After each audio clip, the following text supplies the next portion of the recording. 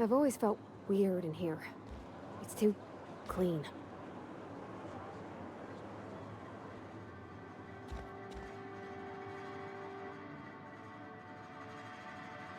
Our place in the universe is fixed.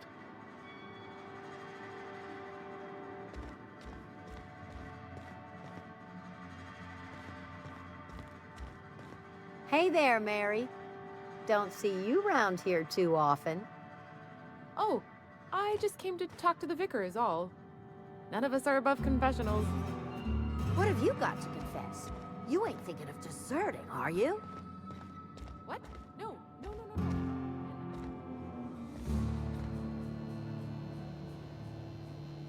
Yes, what is it? You're an outsider. Fantastic. Vicar Maximilian de Soto at your service. Or Vicar Max if you're the sort who prefers brevity. And Ms. Holcomb as well. How rare to see you out. And with a complete stranger. Curious. Just tagging along, Vicar DeSoto. Don't mind me. I so rarely get new people to talk to. Name your poison, anything at all. Spiritual counseling? This season's tossball predictions? The quickest way out of town?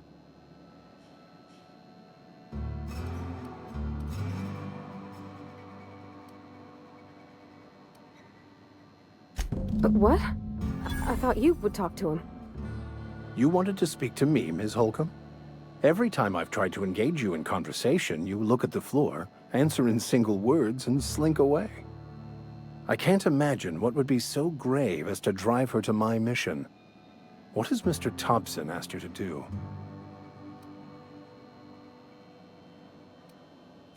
Depriving them of safety from the marauders and wildlife. I can see why that troubles you. Miss Holcomb has a soft heart. Always has, if you believe the talk.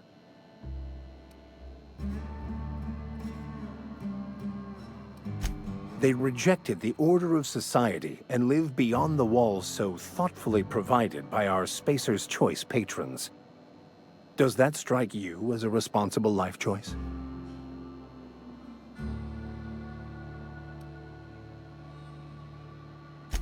Astute. But I am here, not in the deserter camp. So that's not a variable I can account for.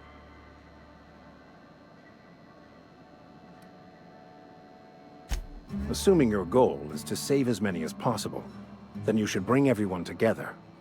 Send the power to Edgewater and convince the deserters to return to the fold.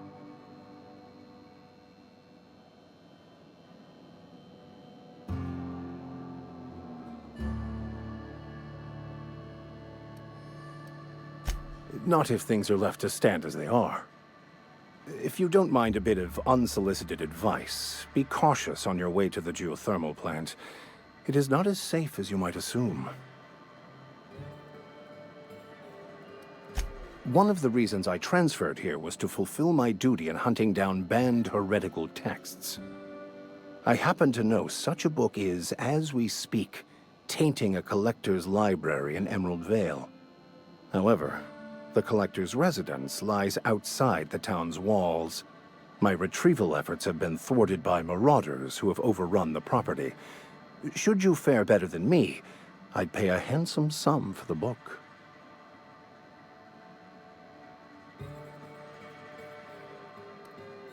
I just want to keep the writing out of layman's hands. It wouldn't do for such information to fall into public consumption.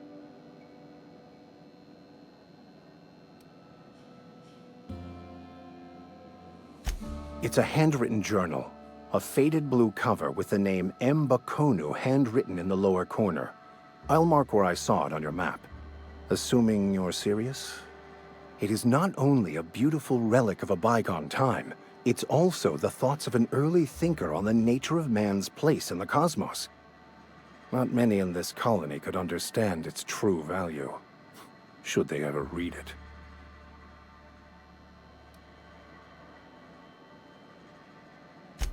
Thank you. If you retrieve it, you can always find me here. Something you need? You mean about the mission being too clean?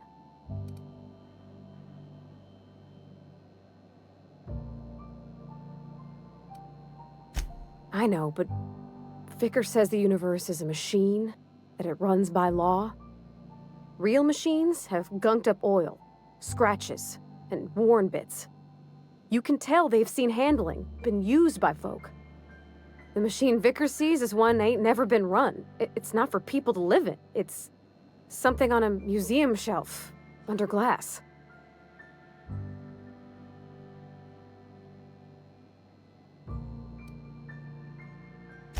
Fixing the universe is a job for somebody way better than the likes of me.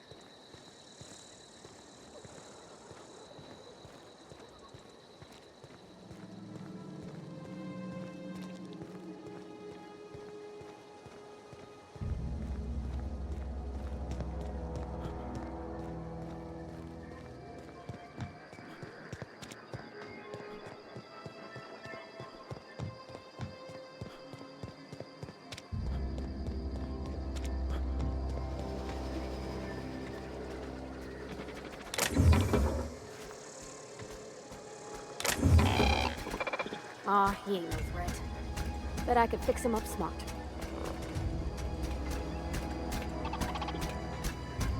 Searching for repair bay. Error. Navigation systems failed. Unable to comply.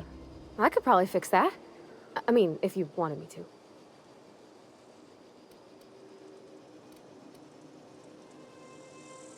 Yep, I see the problem.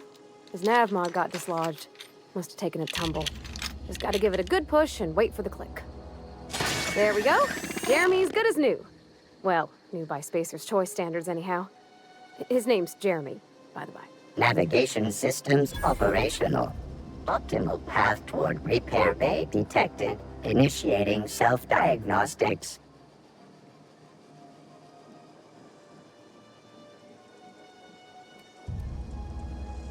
On account of I fixed him. And he's Jeremy on account of his helmet. It's like Jeremy, the officer in True Romantic Tales of the Space Guard.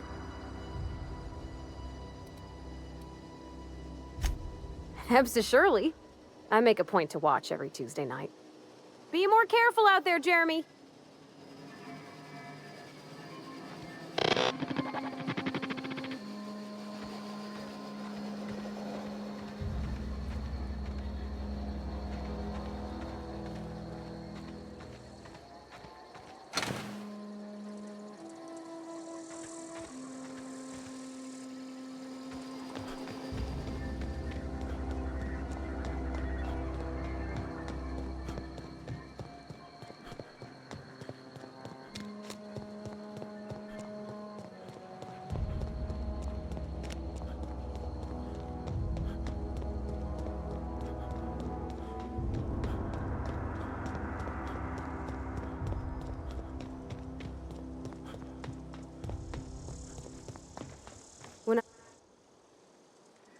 Bring us honor, soldier. You beat that scout to scrap with its own legs? Pulled its optic cables out its head case? Actually, don't tell me. Rather use my imagination. You're a passing fair soldier, I will confess. But you are one, and the enemy is legion. What you need is an equalizer. A weapon to strike fear in their cold, mechanical hearts. Cantina, lavatory, behind one of the toilets.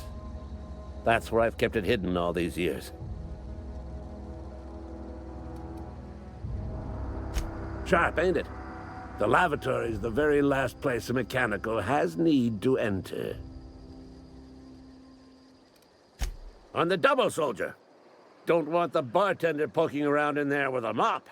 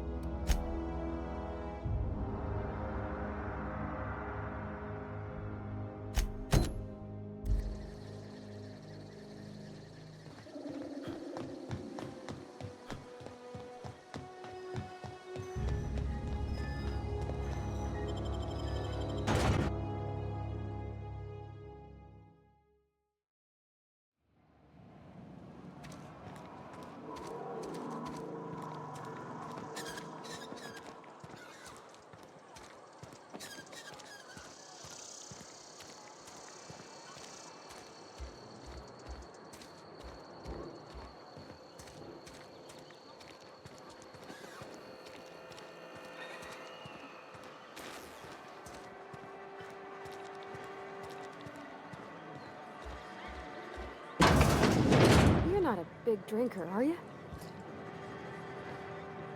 You read the latest report? Only the part that said we ain't making our quotas. If only McDevitt was getting the batteries. Cannery could use those X-ray hands. What's new about that? Sure there is. We can have another 0G.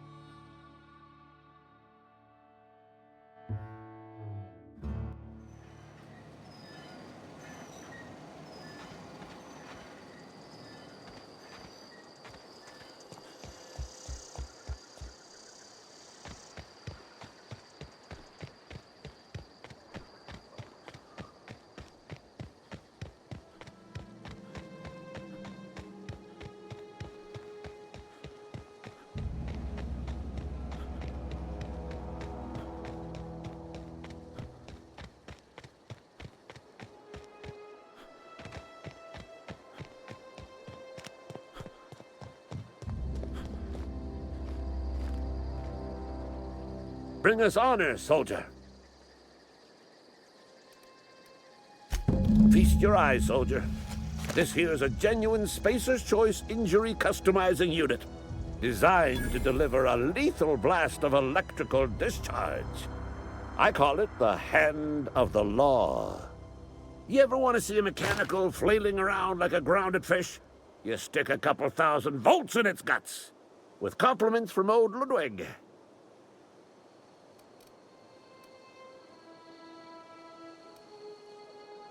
There's a workbench right through this door. Attach that unit to your favorite weapon and go forth into glorious battle. Time's come for you to journey down into the black heart of the enemy's camp. I'm talking about the old geothermal plant. Unfortunately, the old plant lies outside my board-given jurisdiction. You'll need to get a passcode from the boss, Reed Thompson.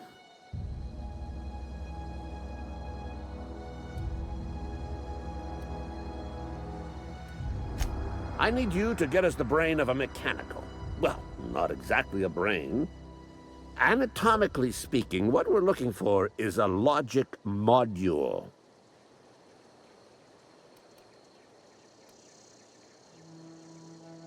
There's the rub. If a mechanical breaks down, the logic module fries. So you can't rip one out of its corpse. You're gonna have to find an intact model somehow.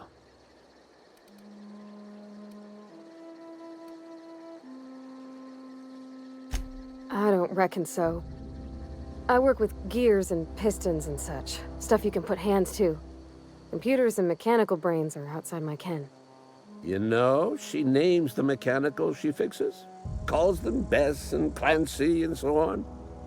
You keep a careful eye on her. Could be a sympathizer.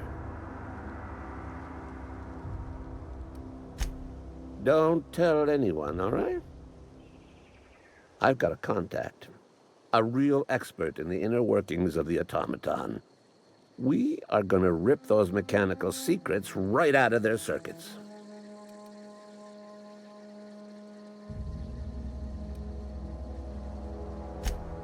Well, excuse me. What I meant was I'm going to get a contact. I didn't know I had to be all prissy about my grammar around you. If you die horribly, I will pour out a can of 0G to your memory.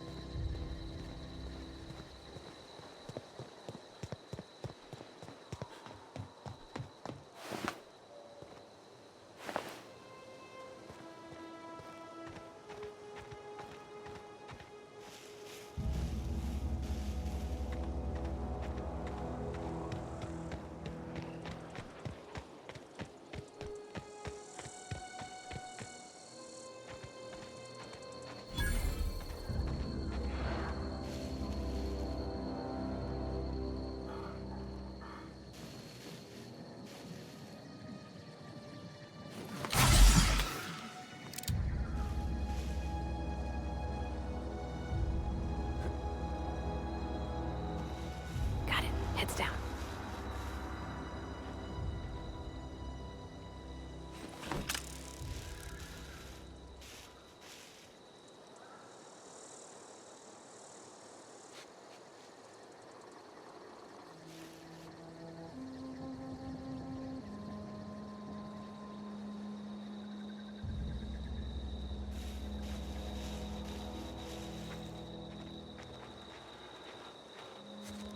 Look out!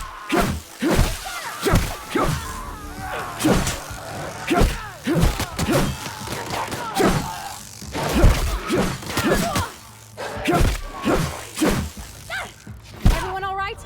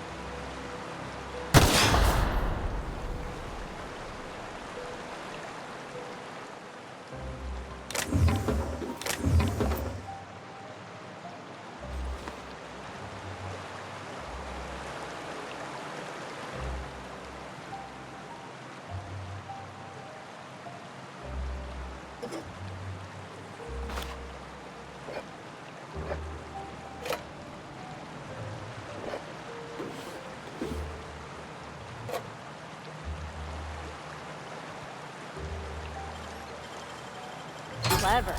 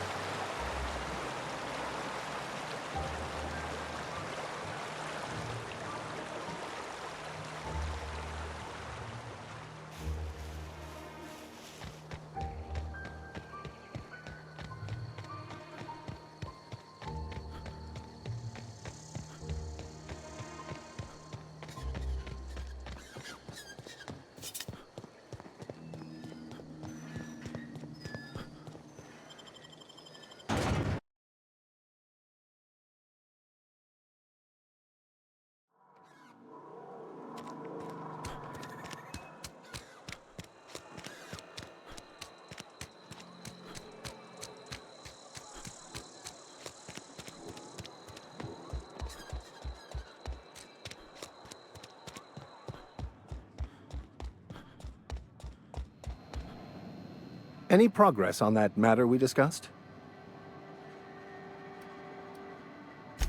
Wonderful. This is fantastic.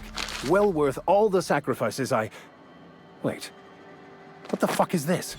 Is this... French? I can't fucking read French. It's a law-forsaken joke is what it is. French! Ha! I was so high and mighty, preaching to the yokels about following the plan, while fighting it at every turn.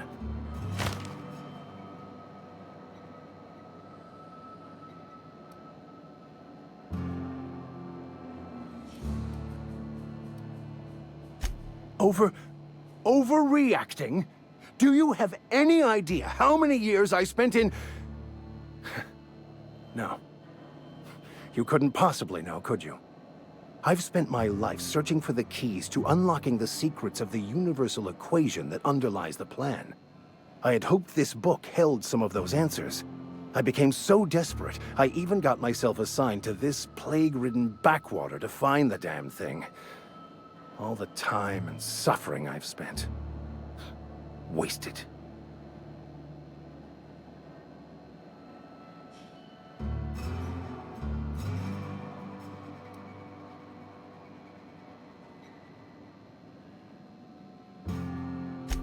Baconu, the author, had some interesting theories about man's perception of reality that I thought could be applied to our attempts to decipher the plan.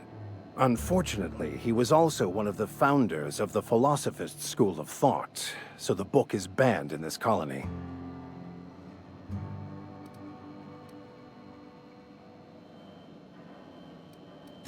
The story of my life. Most lay people are not aware of this, but we've not discovered any new insights into the plan for a long, long time. I had an idea that we should welcome the truth, no matter where we found it. I had the worse idea to share my thoughts with a superior. And that's how I ended up assigned prison duty, where I was fool enough to let an inmate bend my ear with stories of an original Baconu journal.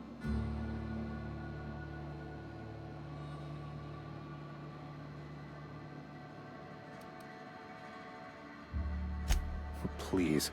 As if my life should have no greater meaning than proselytizing to a bunch of feeble-minded wretches. Nothing could be more excruciating than discussing the true nature of reality with people who have no interest beyond their next Aetherwave program. But that's neither here nor there. What I need to do now is to find a translator, obviously. But to do that, I'll first need to secure transport. You have a ship.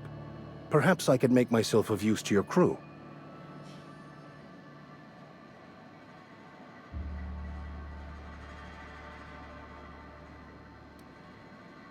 Free spiritual counseling, someone to watch your back, not to mention a grown-up in the party. I'm 28. Exactly. I'm pretty handy with a toss-ball stick, or any blunt instrument, really. I'm also a passable gun hand if it comes to that. I can usually talk my way out of conflict, though. Oh, I'm fairly competent at hacking computers as well.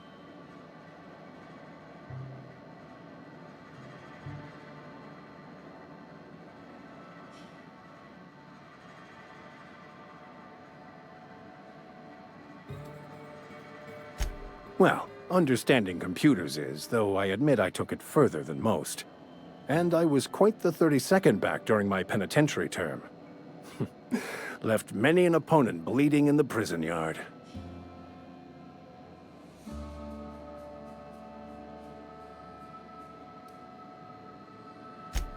Of course. I'm a vicar who is dedicated to his calling. More dedicated than any other you'll find in this colony. I joined the OSI to help decipher the grand plan. But instead, I ended up the vicar in a prison due to ignorance and politics. Then I came here. Satisfied?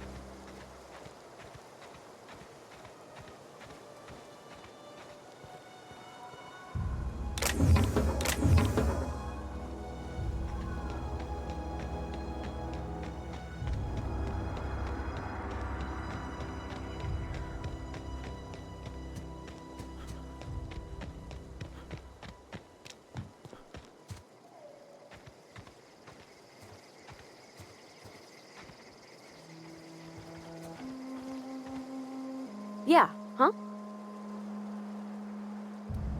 In the bar? When I asked if you were a drinker? Sorry. I know, it's none of my business.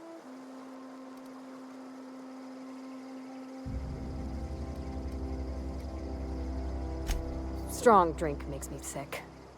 And it makes me real sad. I start thinking about things I oughtn't, and then... Well, never mind that. You got better things to think on. Sorry.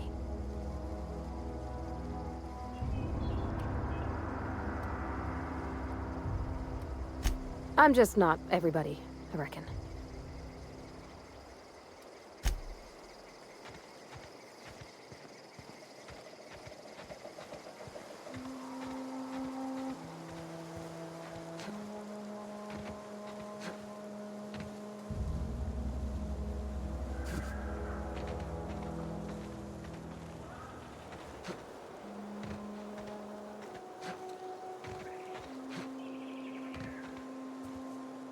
Yeah, huh?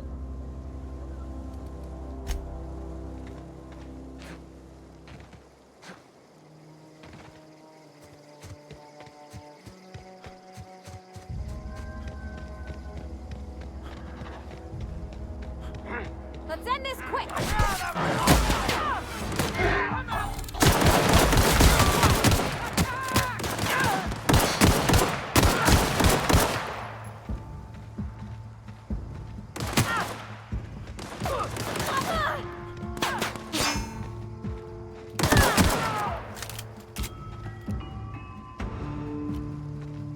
Gotta find you. Got 'em all!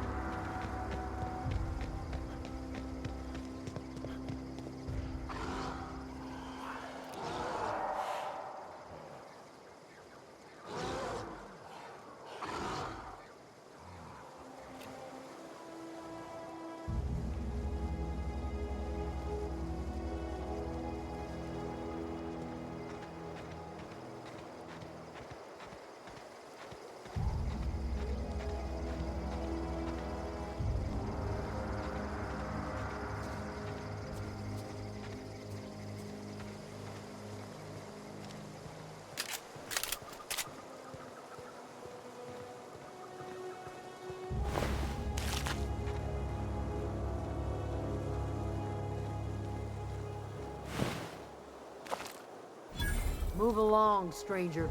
We don't want any trouble.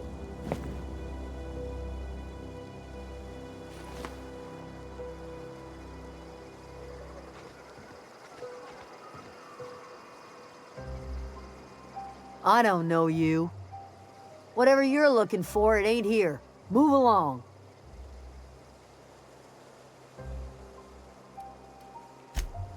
Answers, huh? You must be one of those philosophicals. Already got ourselves one of those.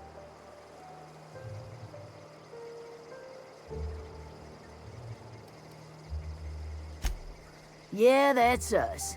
And you can tell Thompson we're doing just fine by ourselves. If you're gonna start wandering around my camp, know that I got my sights on you.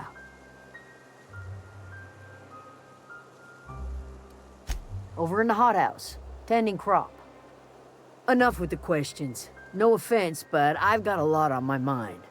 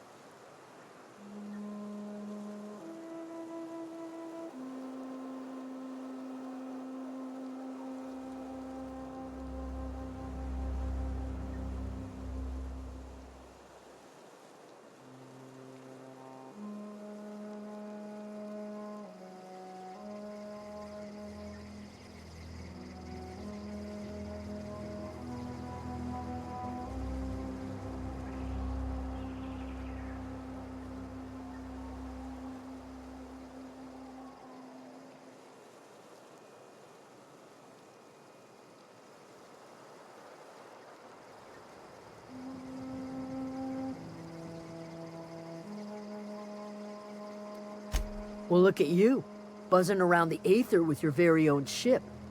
Rest of us gotta make do with the ground at our feet. No, I'm sorry. That was unworthy of me. Lady named Zoe went missing some nights ago. Just up and vanished without a trace. Now I'm pacing around wondering if marauders got to her.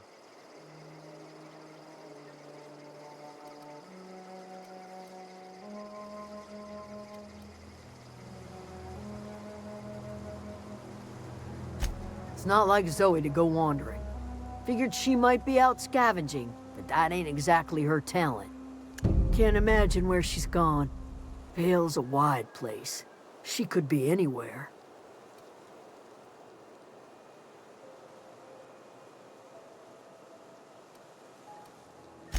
Appreciate it. Honest. I'll tell you what I can.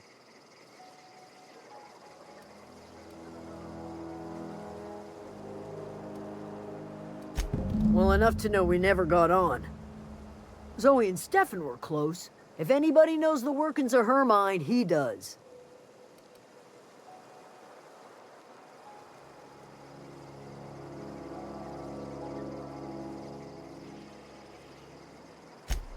Vex me. If she told anybody, they ain't telling me. I'd check her room, but I got yelled at for snooping once already.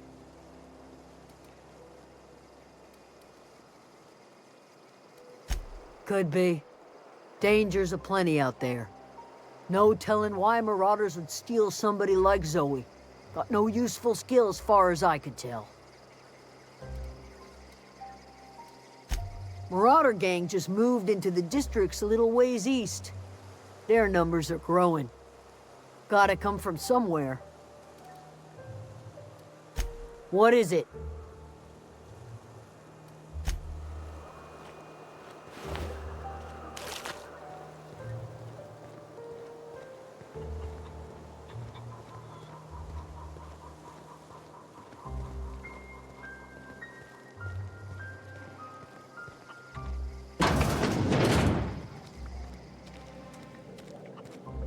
Oh gosh, it's so pretty.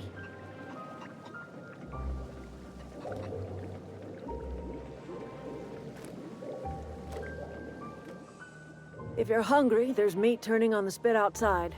If you're bearing illness, find a place to lay your head down and I'll fetch you a poultice. Whatever your troubles with Edgewater, leave them at the gates and be welcomed here. Any questions, dear?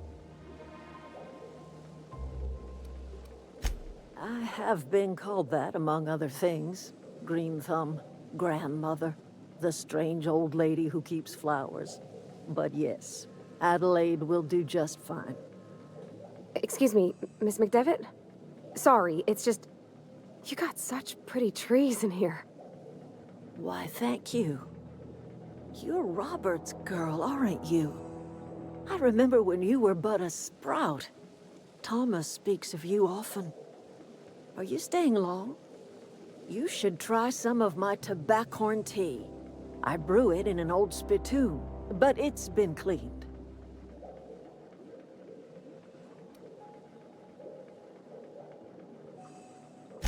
No, dear. The garden belongs to us all. Life is the gift of the universe, and the universe yields its bounty equally, absent of prejudice.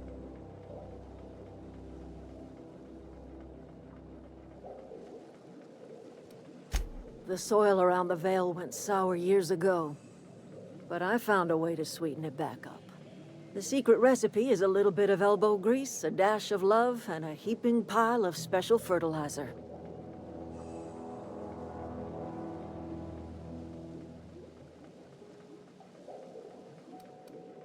A home for anyone who's ever turned their backs on Edgewater.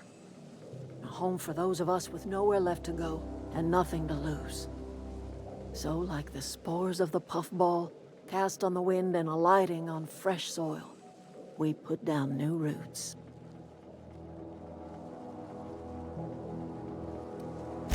It is an unpleasant story, dear. But the short of it is that sometimes one wakes up and realizes the place that was once her home for much of her life has changed. The home in which we spent our lives has left us behind, and so we must move on. And that is as much as I will say on the subject.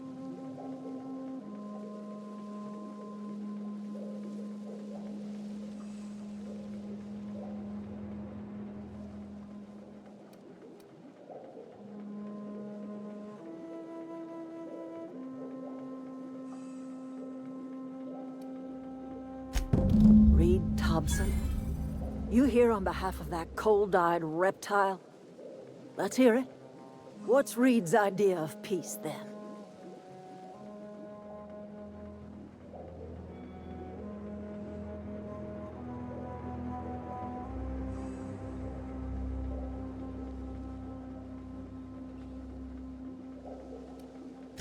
I can't say I blame you.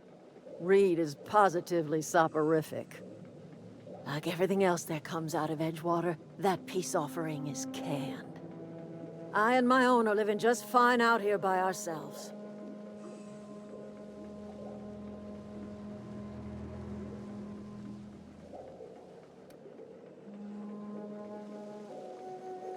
He would do such a thing. The question is, why would you agree to his plans?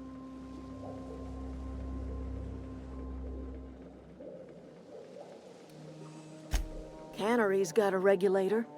You want ship parts, you ought to rip 'em out of the cannery's guts and leave us be. If you're going down to the plant, you should divert power away from Edgewater and toward our end of the grid. Think about it.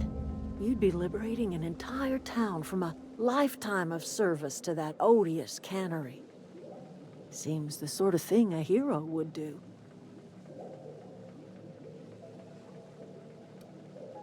You've seen that miserable excuse for a town with your own lamps. Hollowed out workers laboring their lives away at the cannery, living off whatever scrap Spacer's choice throws them. You know that's true, don't you, Ms. Holcomb? Your father died of overwork. His heart gave out. He was tired all the time, sure, but he was old, ma'am, and he raised me all by his lonesome. Look what they did to this child. Lost her family to the company, and still she defends them.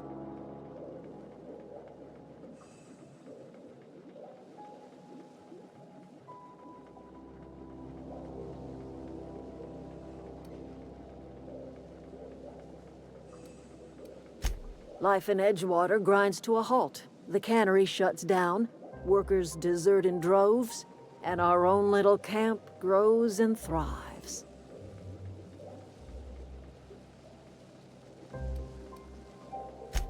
You bring power to Reed's town and you'll be killing us. Reed knows it. He's counting on it.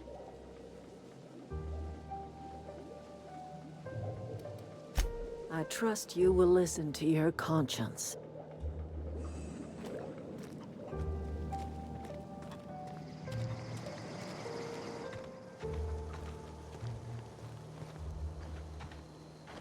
Something you need?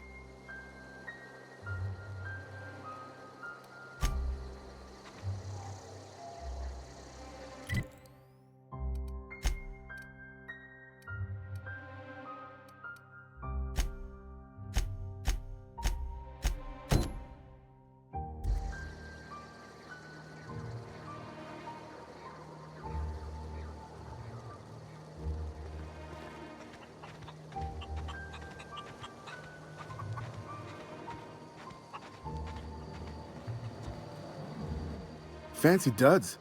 Do the tubes get in your way?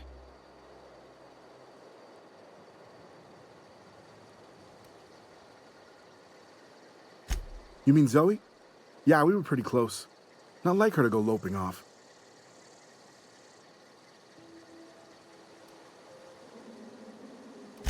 Zoe was always obsessed with this serial. Masked Marketeer.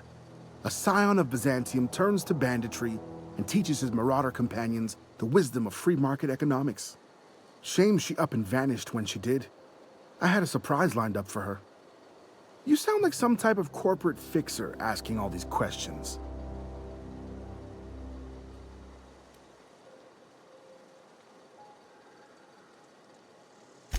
Zoe and I were gonna watch the serials, as is our custom. She never turned up. I looked around, but she was nowhere to be found.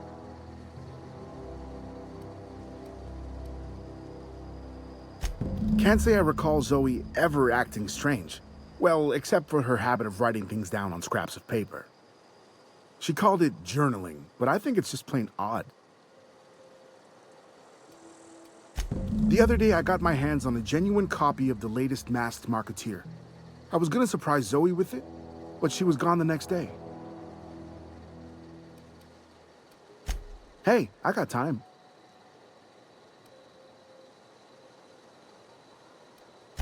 Fresh off the limb, and that includes canid meat.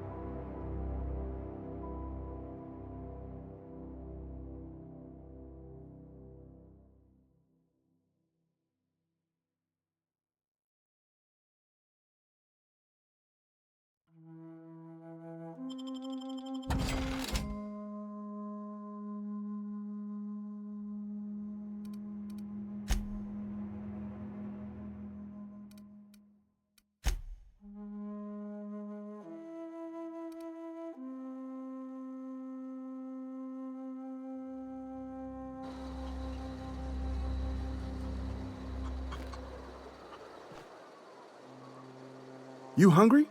We got canid ribs, canid flank, canid snout too. Something I can help you with? I'll help if I can.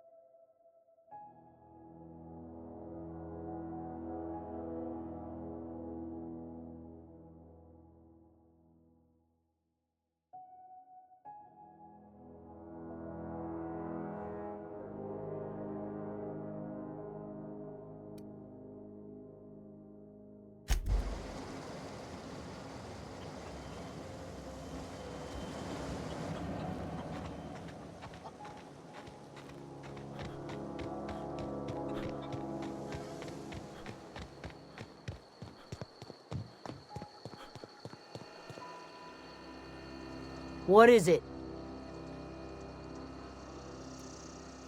I'll tell you what I can. What is it?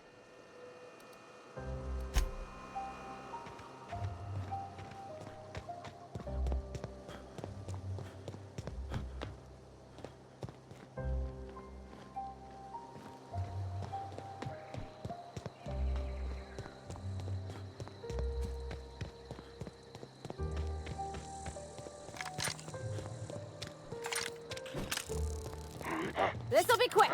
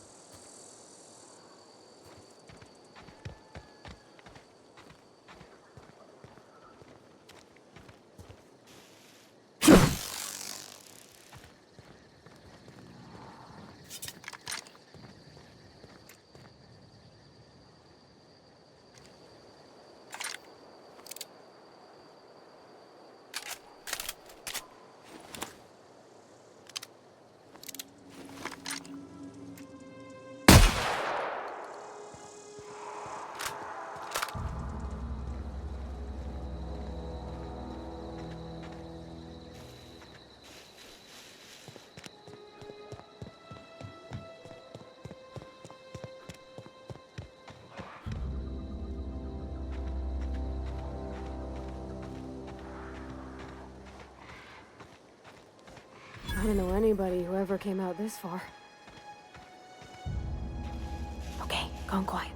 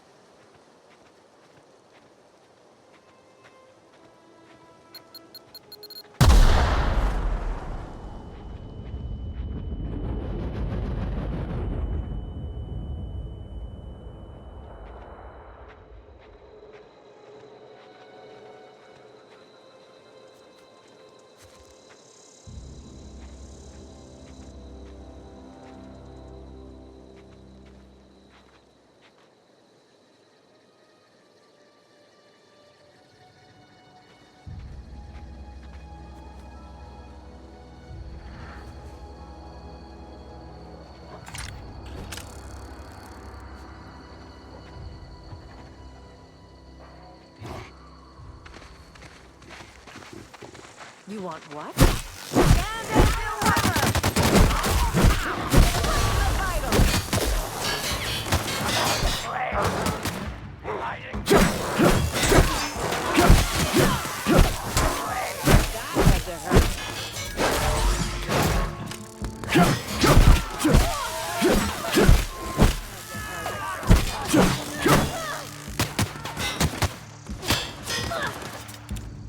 Whoa!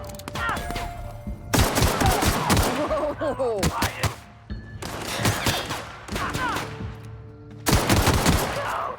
Stop! Right in the vitals!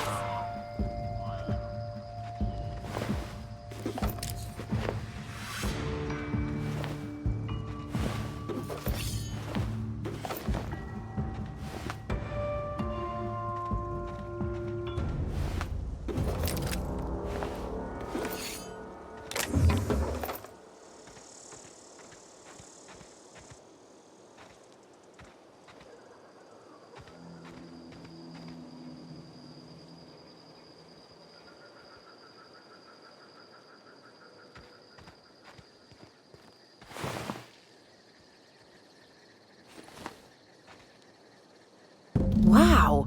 You put those marauders in the dirt quicker than the masked marketeer. Teach me your ways.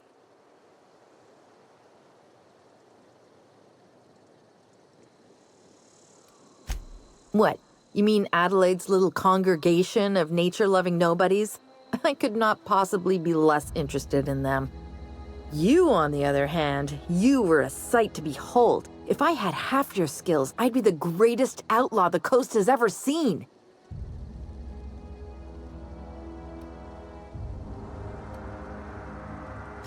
Why? Adelaide wants me back on garden duty or something? Thanks, but I'm not going anywhere. This is where I belong. I doubt that. Nobody in that camp really cared about me.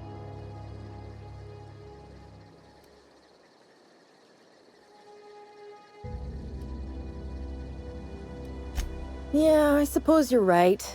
Also, he could carry on a conversation, unlike these hooligans. I'll take my stuff and head on back, I suppose. Grace is gonna be glaring knives at me, so I've got that to look forward to. I'm great at clarifying.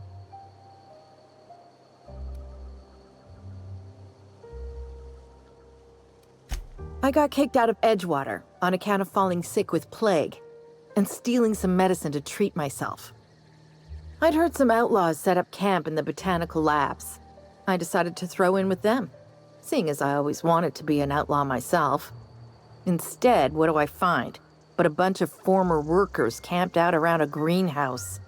I couldn't just go back to the cannery, so I was stuck with them.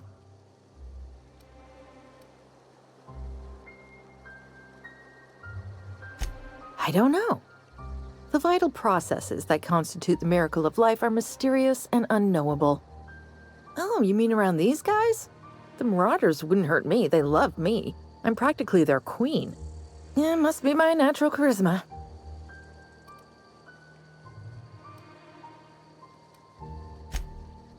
No. I insinuated myself into their company, see? And they didn't seem to mind one whit.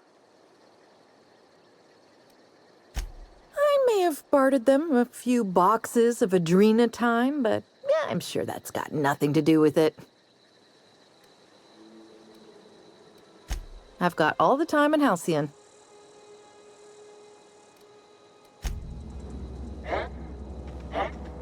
Hear that? Right, you! Always wanted to say that.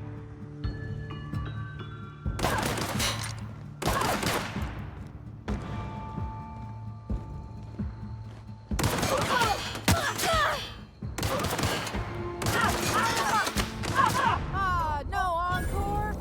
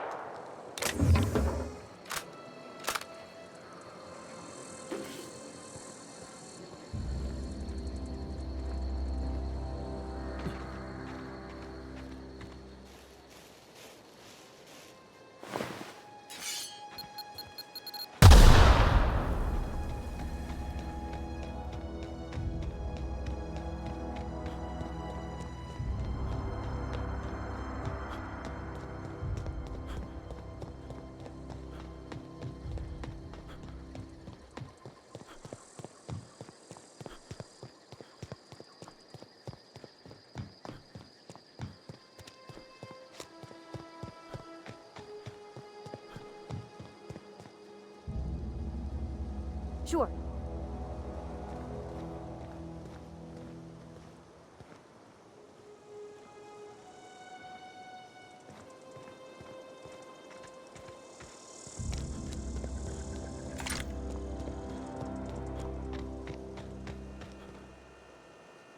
What is it? We didn't always get along, but I'm glad to know she's safe. What happened, anyway?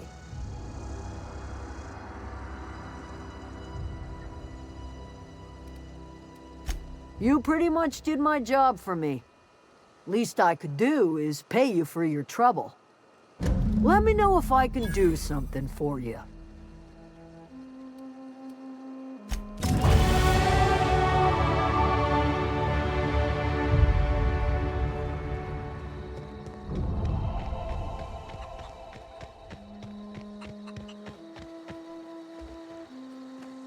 Zoe says she fought her way out of a marauder camp with her own bare hands.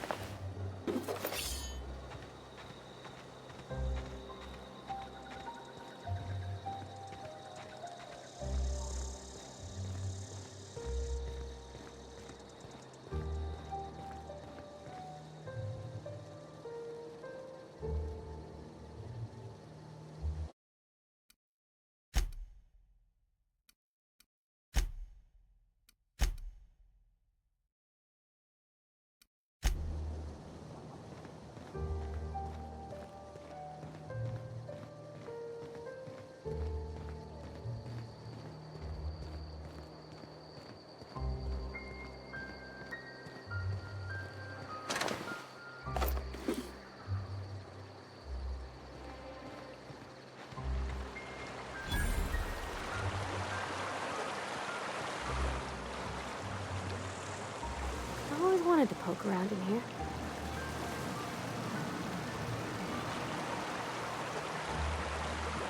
Where are we headed?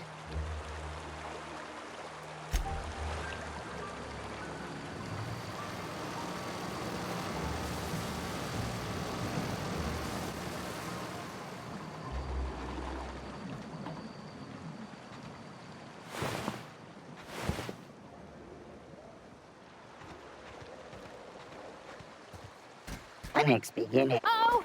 Pass that armor!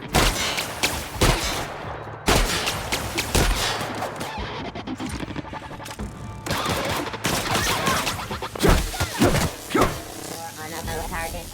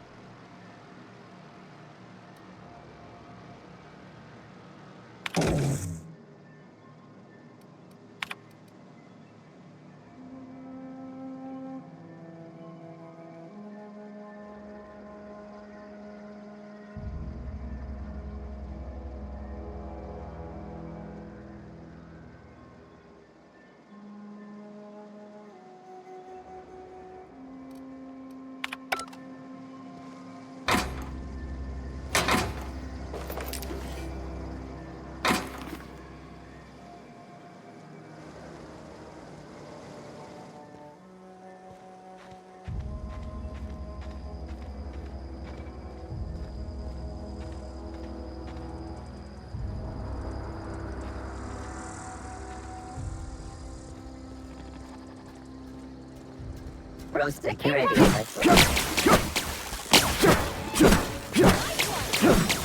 Area space.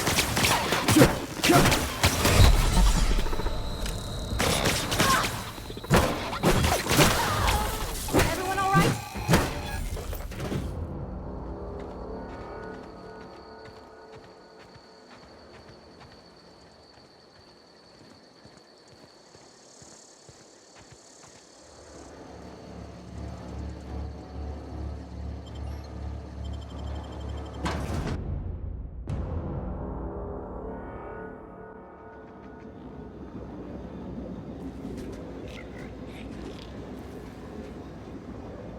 Got it. Inside voices.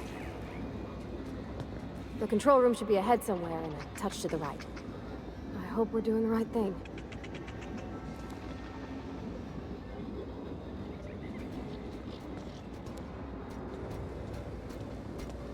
Sys searching Watch for out! tunnel.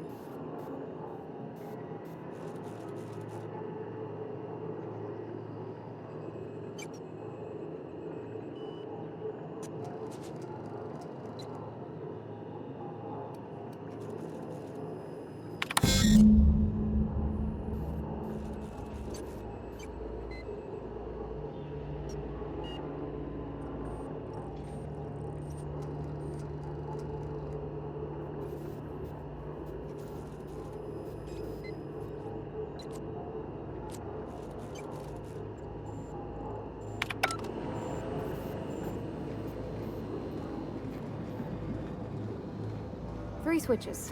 That'll be easy enough.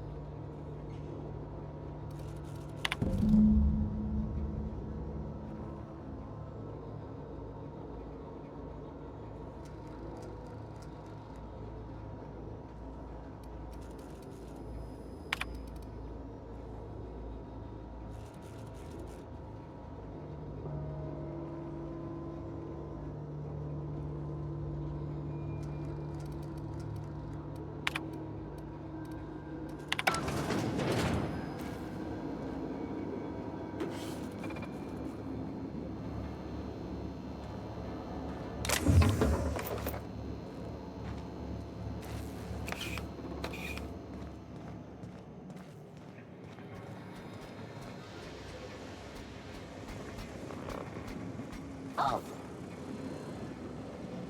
Investigating. Get ready!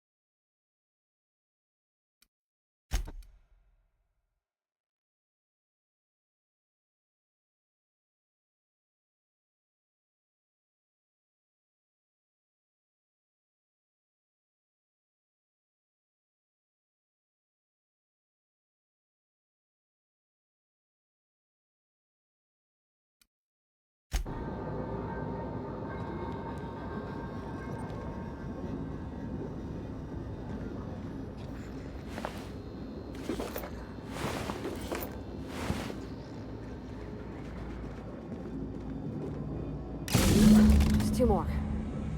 What'll happen to Miss McDevitt's folk if we send power to the Vale?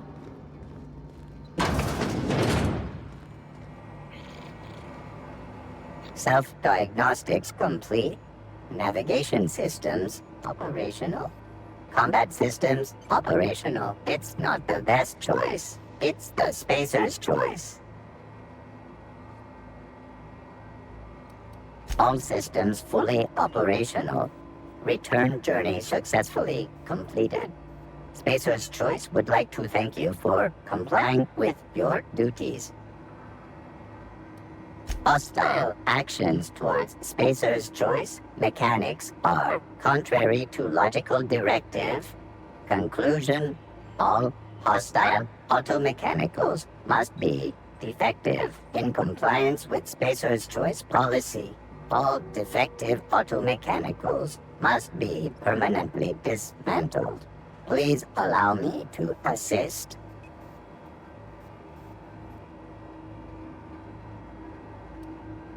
Affirmative. Mechanicide protocols loaded. Awaiting confirmation.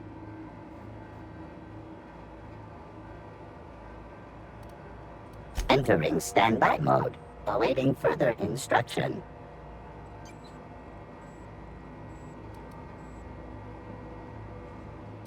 Affirmative. Mechanicide protocols loaded. Awaiting confirmation. Entering standby mode. Awaiting further instruction. Affirmative. Mechanicide protocols loaded. Awaiting confirmation.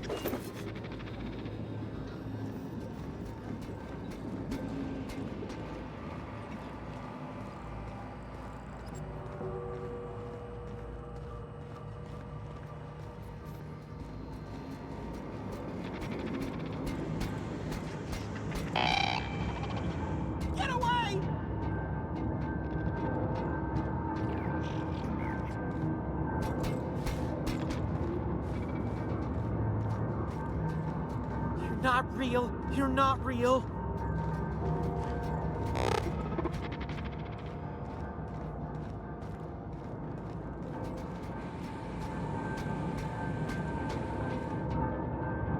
Get away!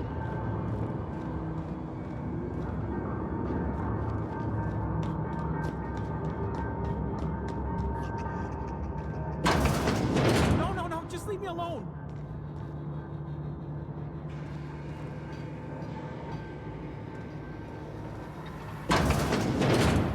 Mind the steam. You're liable to get scalded.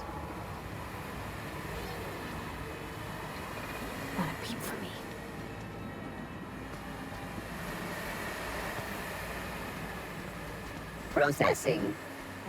Watch Searching out! for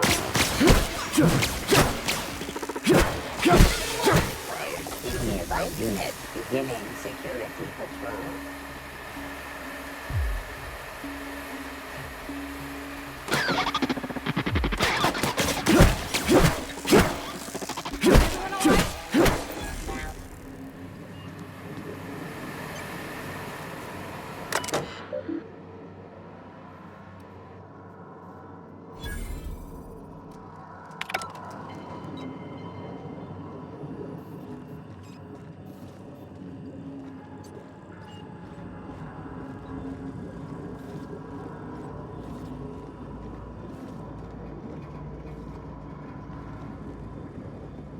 Where'd it go? If we send the power to Miss McDevitt, what happens to the veil?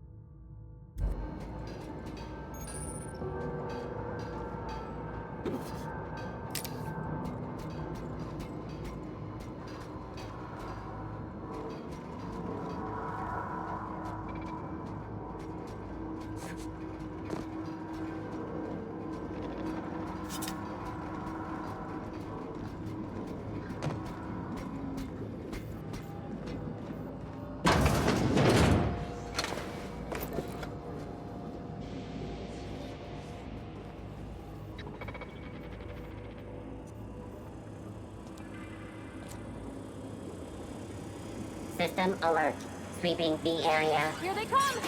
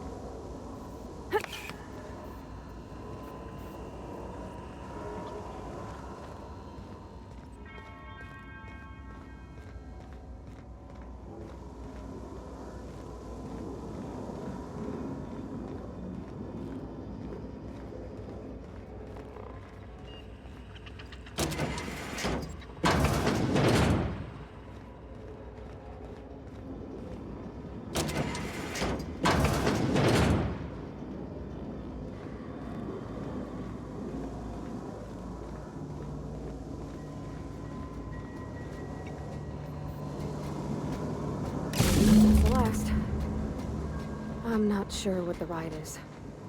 Alls I know is the decision's final.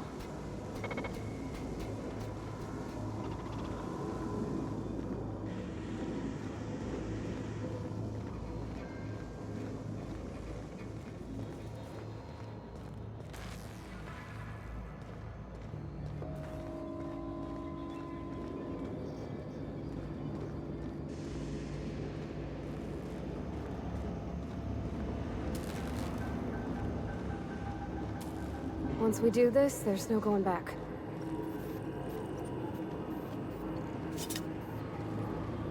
Where are we headed? Hey, mister? Look, I know you want your power regulator and all, but I just gotta ask you. Do you understand what you're about to do?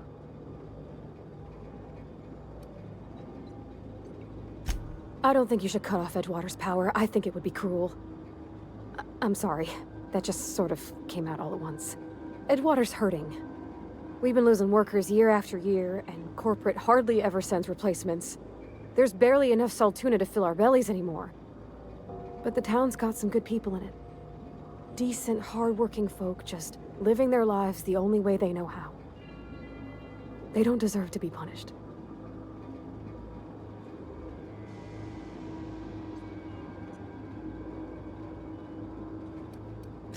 That sure sounds like Mr. Thompson. If he was standing here, I imagine he'd remind us of how we're all one big, happy Spacer's Choice family. In Mr. Thompson's eyes, those deserters are still part of the Spacer's Choice family. The family must work together in order to survive. I hate to say it, but I think Mr. Thompson's got a point. Unless those deserters come back, Edgewater's as good as dead. Cutting off their power might be the only way.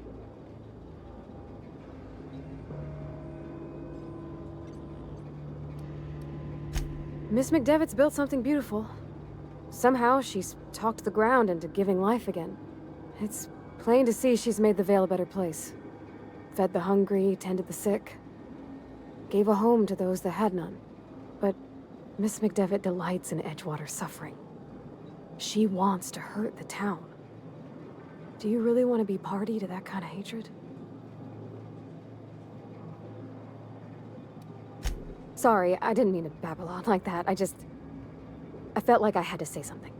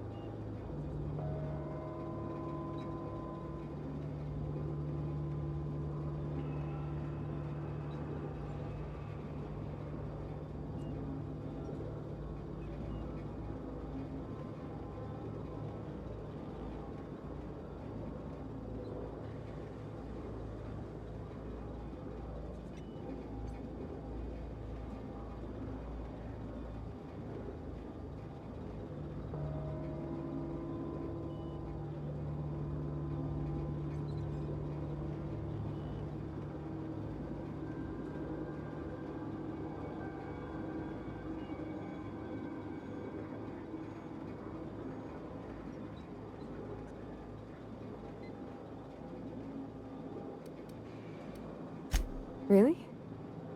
I mean, wow. Thanks. No one's ever told me those words in that order.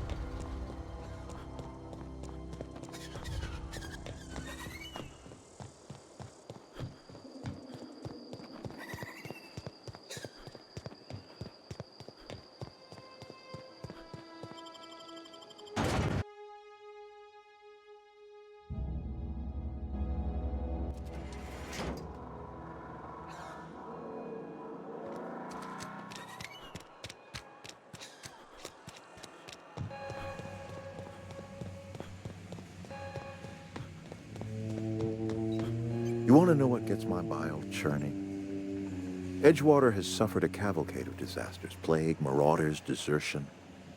Then you wandered in town. And I was so damn sure our luck was starting to turn. I never knew how right I was. Just answer one question for me. Why'd you do it?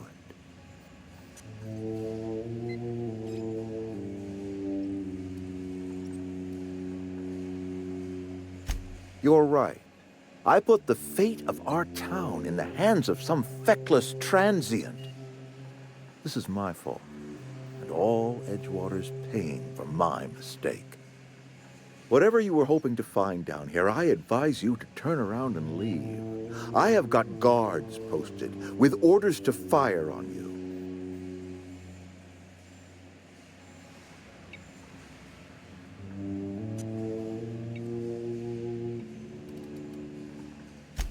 Edgewater's dead. Our cannery's dead. Adelaide's deserters are never coming back. Spacer's Choice will shut us down before long. Some of us will die of illness by then. Some will move on. Some will starve. And as for me, I will tender my resignation, whereupon I shall be processed and then duly imprisoned for gross incompetence.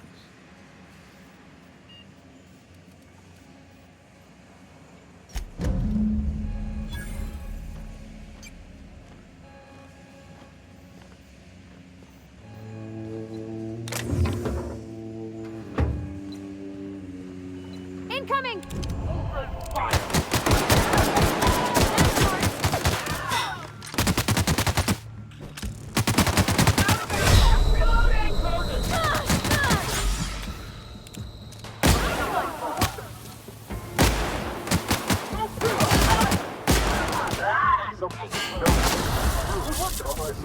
Take your cover!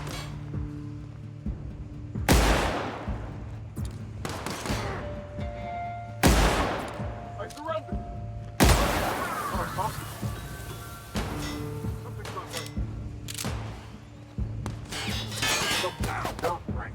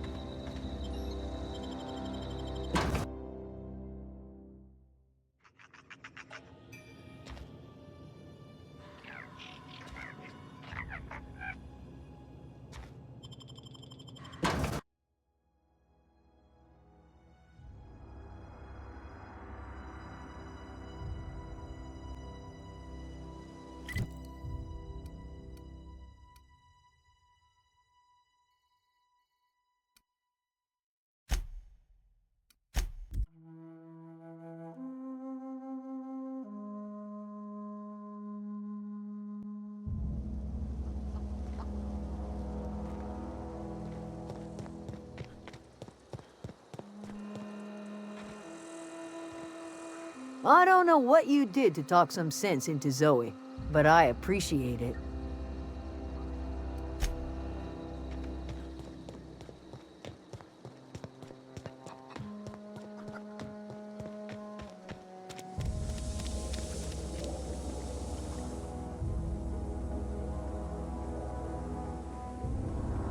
You hear that? That low, pleasant hum of electricity? It whispers across the veil like the winds of change. You've done well. I would have paid my last 5 bits to see the look on Reed's face when the last lamp in town burnt out and the cannery fell to silence.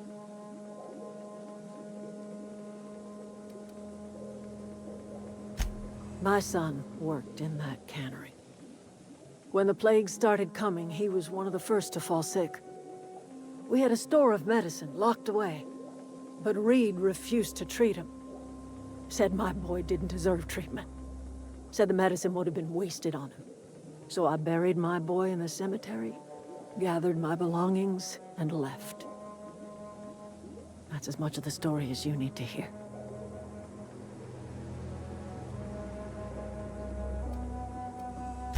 Blunt as a hammer. But you're right. Nothing can undo the past. Time's come to look toward the future. We'll grow, I expect. A lot of workers out there with nowhere else to go. I don't look forward to turning folk away. Camp's gotta stay pure, though. Can't have corporate loyalists mixing with us, no matter how desperate they may be. I am curious. Why did you help us? You don't know who we are. You don't owe us a thing. The plant's crawling with mechanicals, so it stands to reason you risked your life.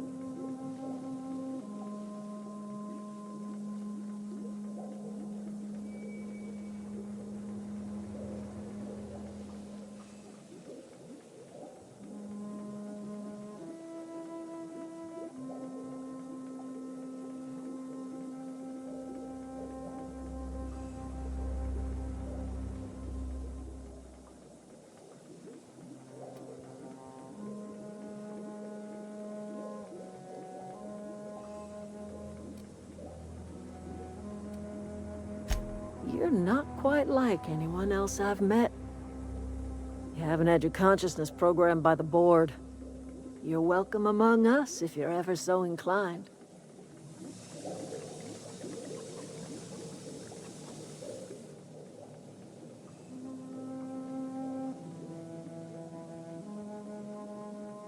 You are welcome here.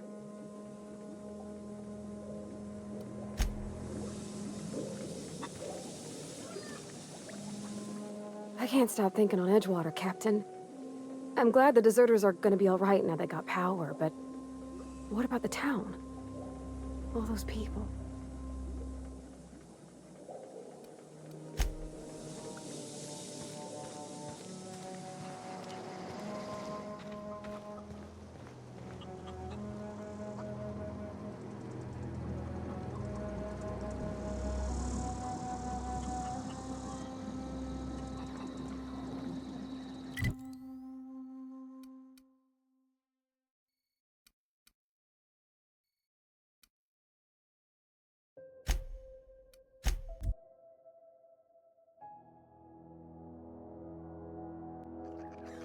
Huh? That's odd. Get ready. Better take a look. Get him!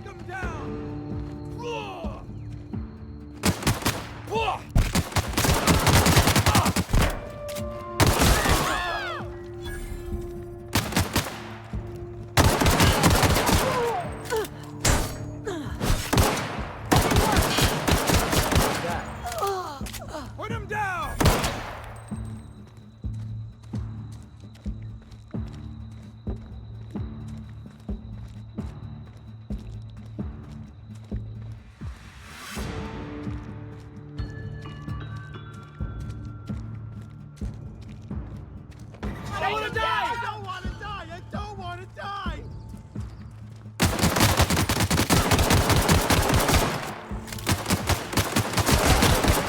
Hold it down. That armor!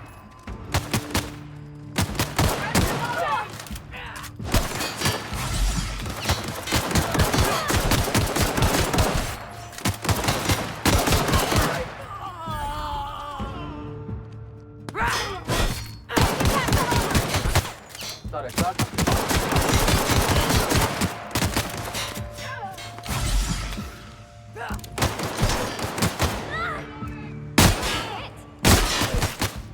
Pass that armor!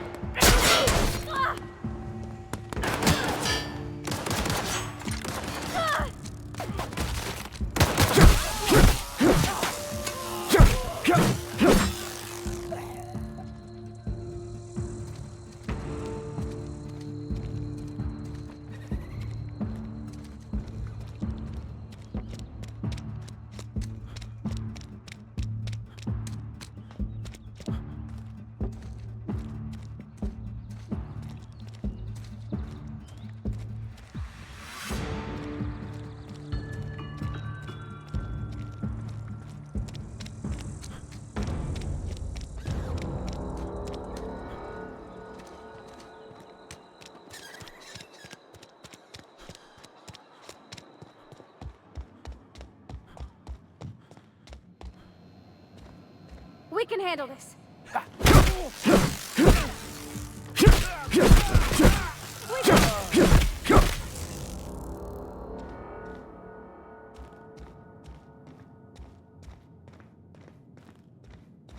Here they come!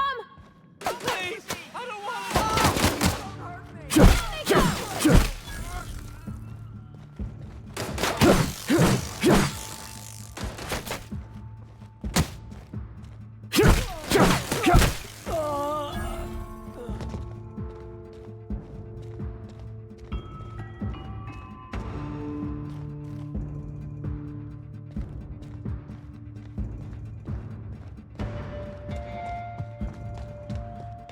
Please, I don't want to die! Open fire!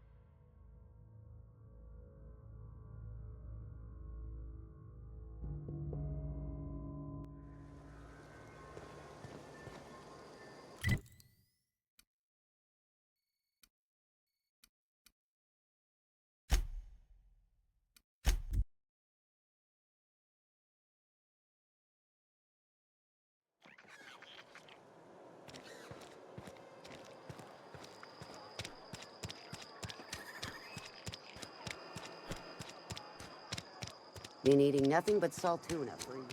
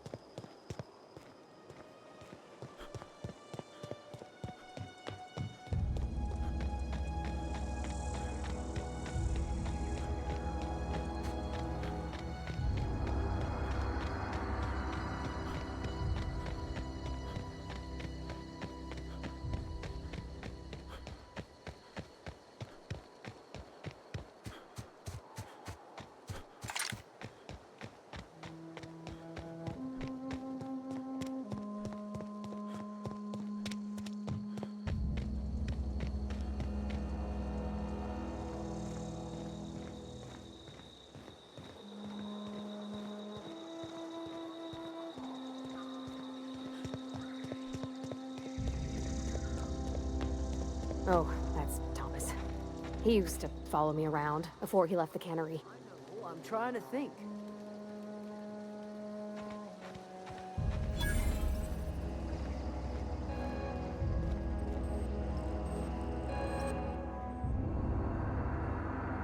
That's the thing about growing old. Your eyes start to fail. Elsewise, I would have seen you for the snake that you are, chopped you into pieces and roasted you on a spit. This is all you're doing. Cutting off my power, killing off my garden. Without refrigeration, my food will spoil, and my flock will starve. I want to ask you this in private, away from the eyes of my flock, so they do not see me lose my temper. Tell me, why did you do it?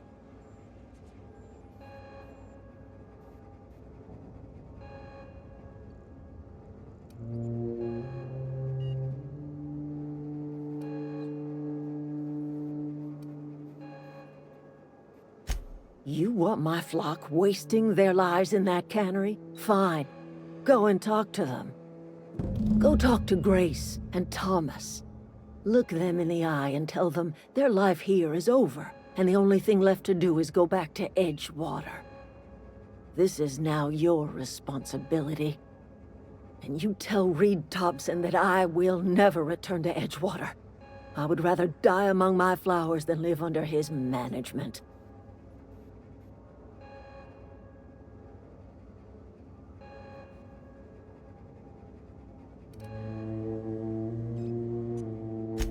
My son worked in that cannery. When the plague started coming, he was one of the first to fall sick. We had a store of medicine locked away, but Reed refused to treat him. Said my boy didn't deserve treatment. Said the medicine would have been wasted on him. So I buried my boy in the cemetery, gathered my belongings, and left. That's as much of the story as you need to hear.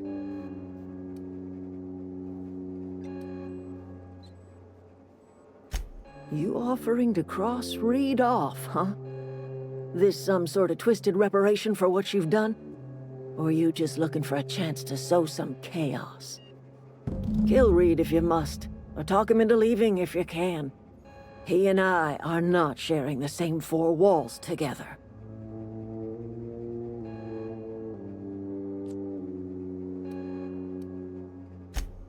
Tell Reed that I can make his people healthy again. I can end their plague. Start a new garden right in the cannery. 3 square meals for every man and woman in Edgewater. Tell him how I've made the Vale bloom again. The soil has whispered its secrets to me, and I alone know how to breathe life back into the earth. The secret is human corpses. I've been grinding them up in my fertilizer for years. Marauder, worker, don't matter much to me. The human body is rich with nutrients.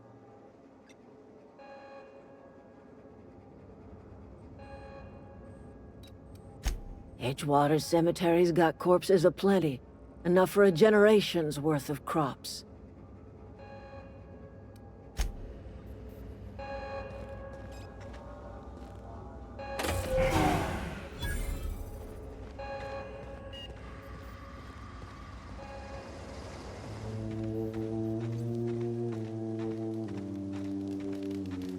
One of us want to go see what happened?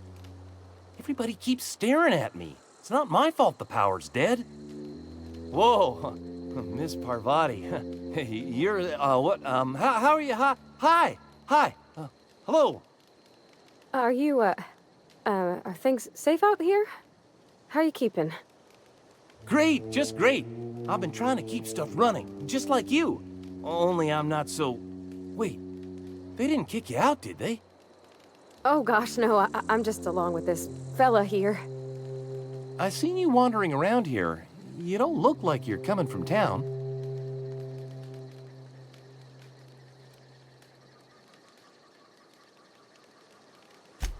Sorry, I just wasn't sure if you were from town or if you were one of us. Something's been chewing at me, you see. Fact is, I've been, well, lying. To everybody here. Camp thinks I'm a mechanical genius, but I couldn't fix a busted chair.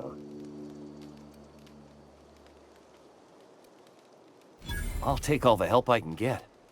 I set my mind to learning the craft of the engineer, you see. I want to make something of myself. You ever heard of the Young Spacer's Guide to Mechanical Engineering? Comes in a set of 3. If I had my hands on one of those data pads, I could teach myself the ins and outs. Those are good. My dad kept a copy with him when he was working in the cannery. I know the old community center kept a copy. Should find another one back in town. If you could find me even one of those pads, I'd be greatly obliged.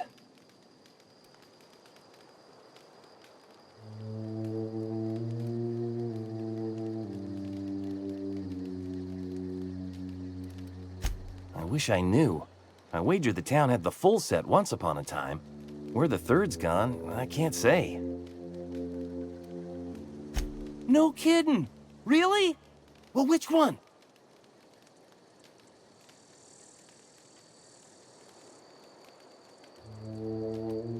Look at that! Building a computing machine out of Spectrum potatoes, a primer. I'm just glad it survived all these years. I appreciate you going through all that trouble. In fact, I put aside something special, on the off chance that somebody'd search out those data pads for me. Sure, I'd be glad to take them off your hands.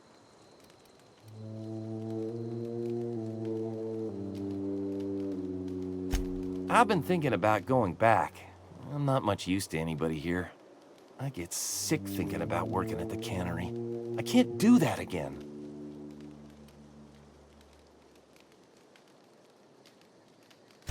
You know something? I think you're right. The town could use another engineer, and I'm on my way to becoming one. I could do a lot of good in Edgewater. Maybe even keep a garage of my own with a little workbench and my very own toolbox. It's just... Adelaide's never gonna forgive me. Not in 100 years. I go crawling back to my old life in Edgewater, and I'm as good as dead to her.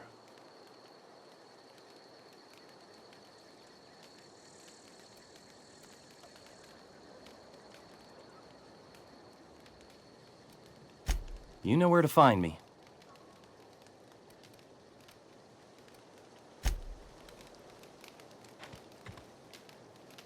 I don't know what you did to talk some sense into Zoe, but I appreciate it. The matter's been weighing on me. Zoe came back, but I couldn't keep her from slipping out in the first place. Who's to say I could keep marauders from slipping in? I don't see us lasting more than a couple of weeks out here. I'm loath to admit it. We're gonna have to make our peace with Thompson and hope he takes us back. Listen, we go back to Reed, hat in hand, begging for our old jobs back. Well, Adelaide's not gonna forgive us. She never talked to us again.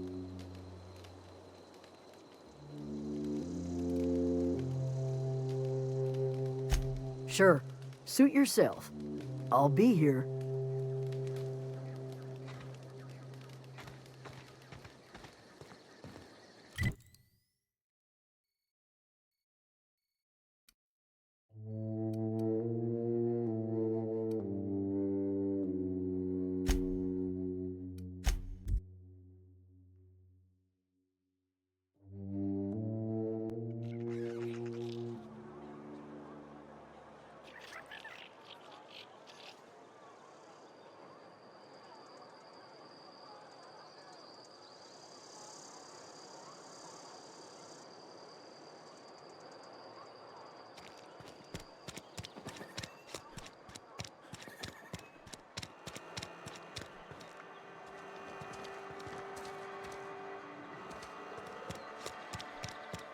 Wish we had some better rations.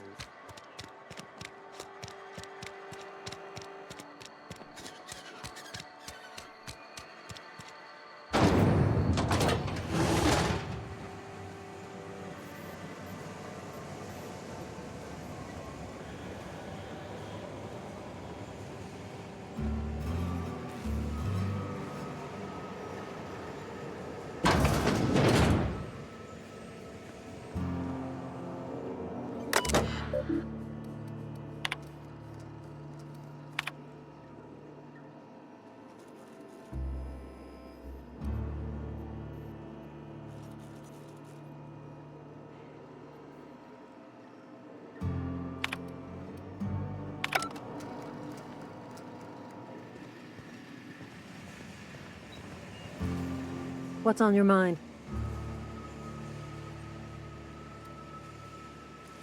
I paid his burial fees, didn't I? Let the dead sleep.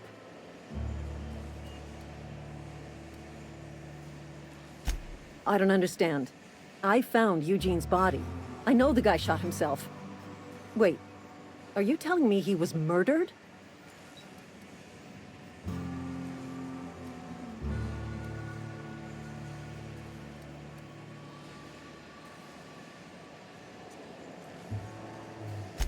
He was plagued? Oh, Law, that's awful. I helped carry his body out.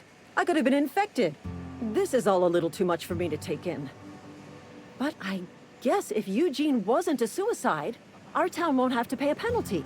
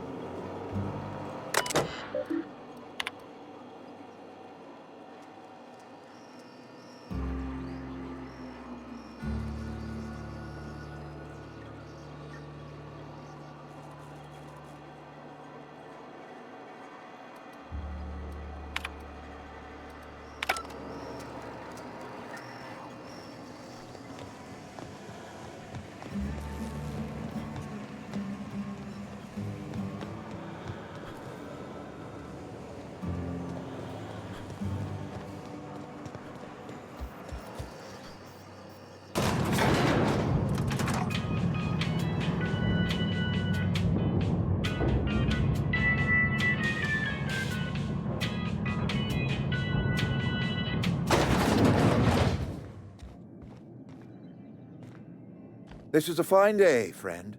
Power flows through our town like a cool stream of water. I trust Adelaide's people have seen their way to reason. So, when can I expect them back at their posts?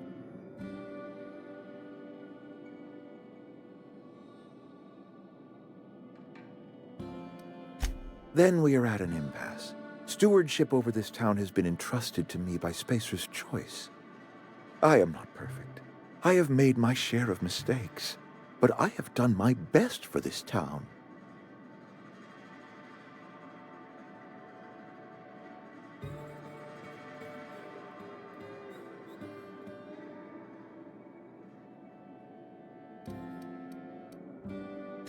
Her son got sick with plague a couple years back.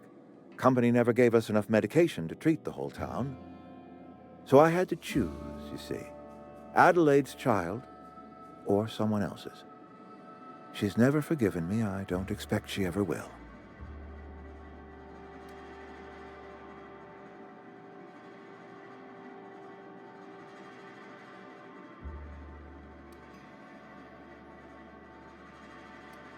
I'm a Spacer's Choice man.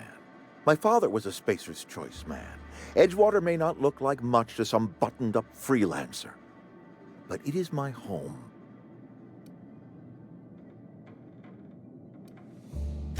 I don't believe you. Plague's a reality of life. Best treatment is a good work ethic.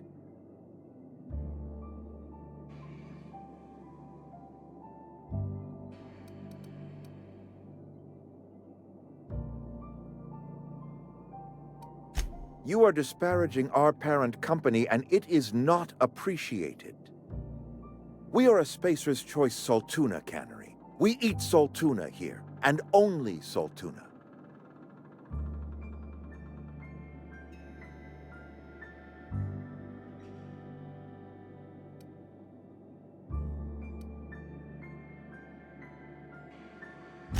Processed, liquefied, retextured Saltuna rendered in a chemical bath, of course. Well, mostly Saltuna. We've been experiencing a Saltuna shortage, you see. So we've had to improvise. We've added wood chips, some mushrooms, bit of sand, tossed some canid bits in our processor once. It all tastes like Saltuna in the end.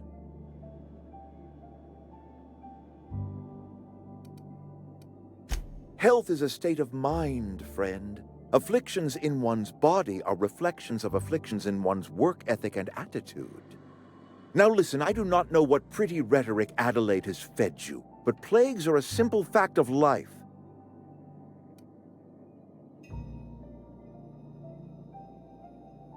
You'll excuse me for being skeptical. How exactly is Adelaide growing crops in barren soil?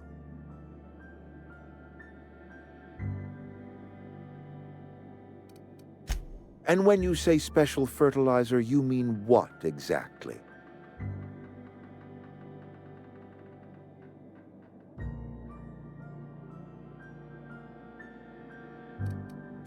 What a remarkably efficient solution. Recycling Spacer's Choice property long after its date of expiration. I was wondering about those missing bodies in Silas's cemetery.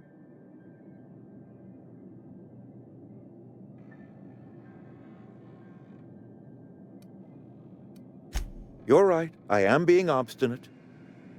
If the best thing I can do for this town is to stand down, then stand down I shall. If Adelaide's found a way to feed her people and cure the plague, then she deserves this office more than I do. I won't stand in her way. My life here is ended. Give me a little time to settle my affairs. I'm sure Adelaide will be glad to see the back of me.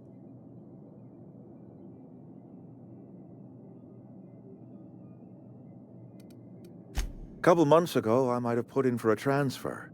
It's a big colony. Spacer's Choice has other towns. Now, I couldn't show my face in any of them. No such thing as an honorable resignation. Suppose I could find a place outside the walls, or put in for early retirement.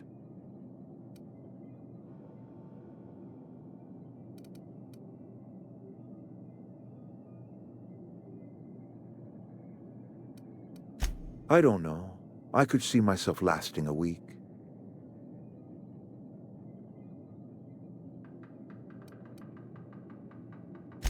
I have always tried to do right by my town. It has never been easy.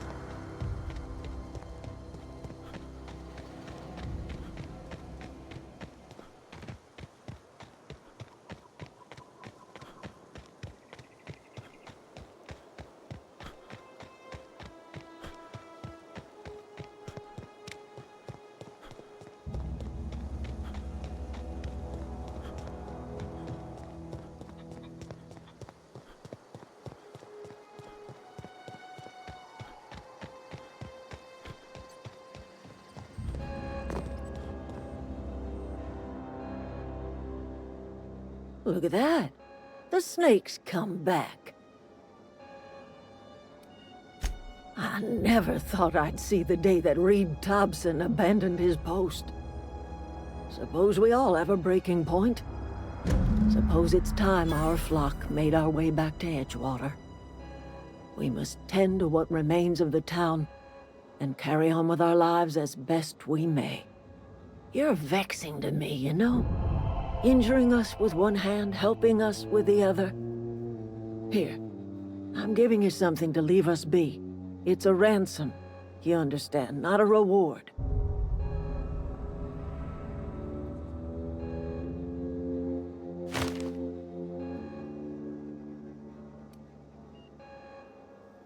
You telling me you did all this just to put me in charge of Edgewater? Stranger, you are some kind of twisted. I might turn that old cannery into a garden. Got ourselves a whole cemetery bursting with bodies. I need some time to gather my personals. Long walk back to Edgewater. Got a considerable burden to carry.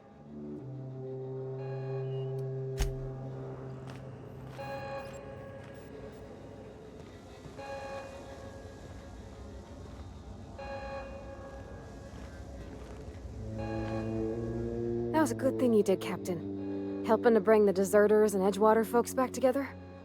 I hope you rest well on that.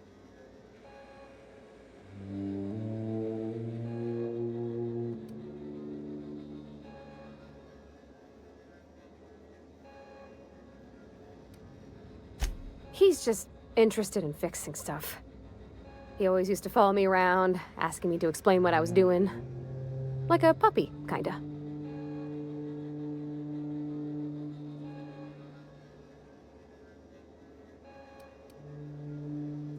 He never told me a word to that effect. And since he didn't, I didn't have to say nothing about feeling different. And nothing had to get weird. If he wants to learn about engineering, we should help him get those data pads he wants. I'd like to do that for him.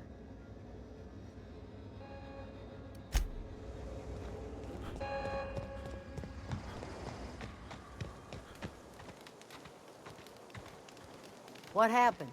Sprat fell into a transformer again?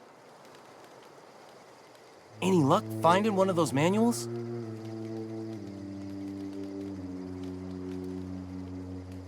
Adelaide said that? Was she sober at the time? I never imagined she'd step foot in Edgewater long as Reed ran the town. Something must have changed in Edgewater. Adelaide's good as family.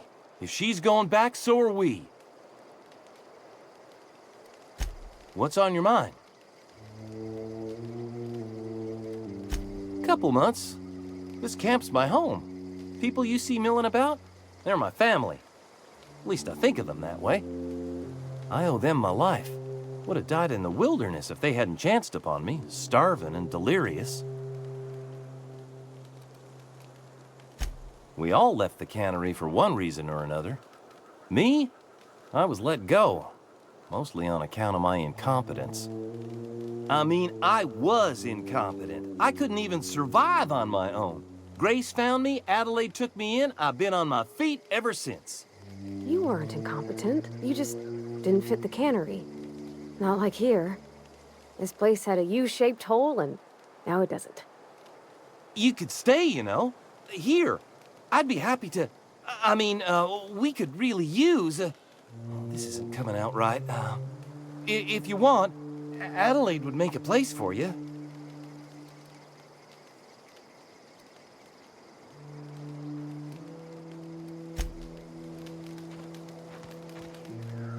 Never liked Reed much. Can't say I'm sorry he's gone.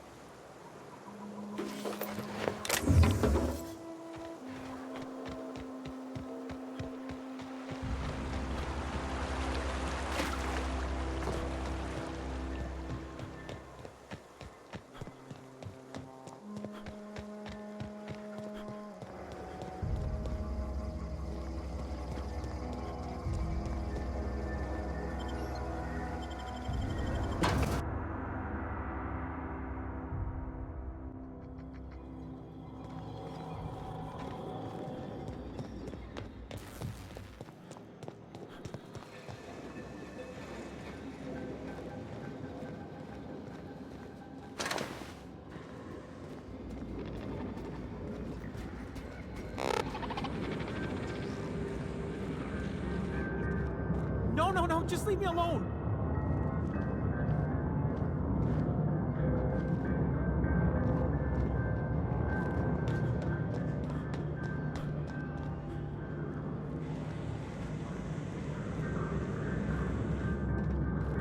Get away!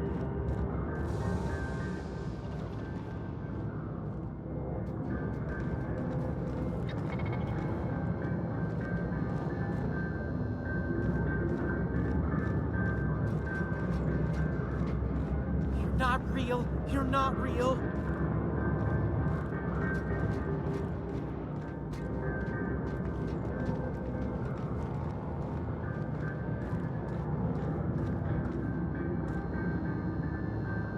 No, no, no, just leave me alone.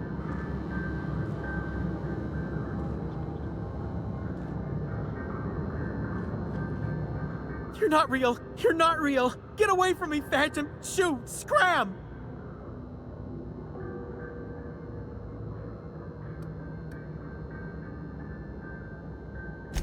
Don't you talk down to me, Phantom. At least I know I'm real.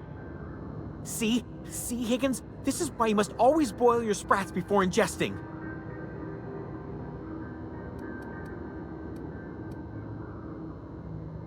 Of course.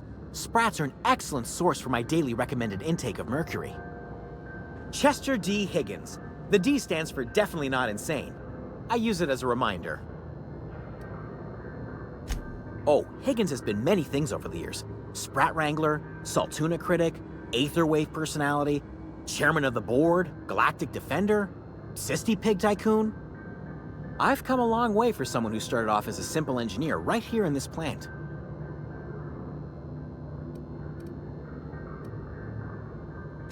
Jimmy'd opened the vending machines. That lasted a good couple of months. Eventually, I had to resort to more unconventional means of filling my insides.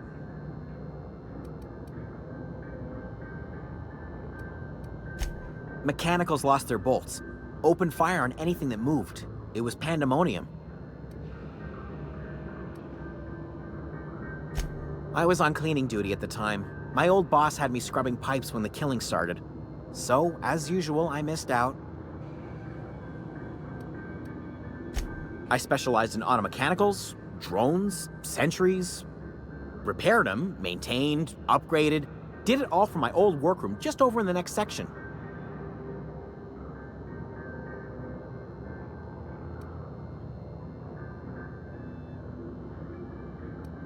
Look, I don't want to fall into any trouble with the mechanicals.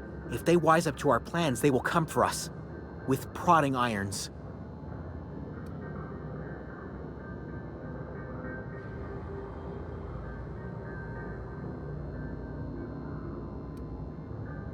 Ironic deaths are the worst. You made your point. I'll help you. I discovered a flaw. Their hostility levels were hardwired to maximum. There's no changing that, but you could rewrite their targeting protocol so they attack each other instead.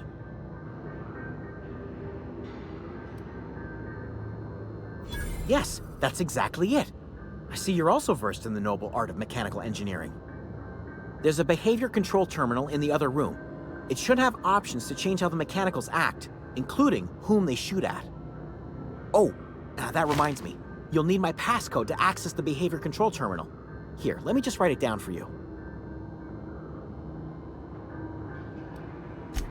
Funny thing, I was working on a logic module just before the mayhem started. Security chief found me and confiscated the logic module. The tail. Definitely start with the tail. If you're feeling adventurous, the ears are a particular delicacy. Mechanicals lost their bolts. Opened fire on anything that moved. It was pandemonium. You mean, why did the mechanicals go on a murderous rampage? Same reason any of us do, I suppose. The voices told them to do it. I was on cleaning duty at the time. My old boss had me scrubbing pipes when the killing started. So, as usual, I missed out.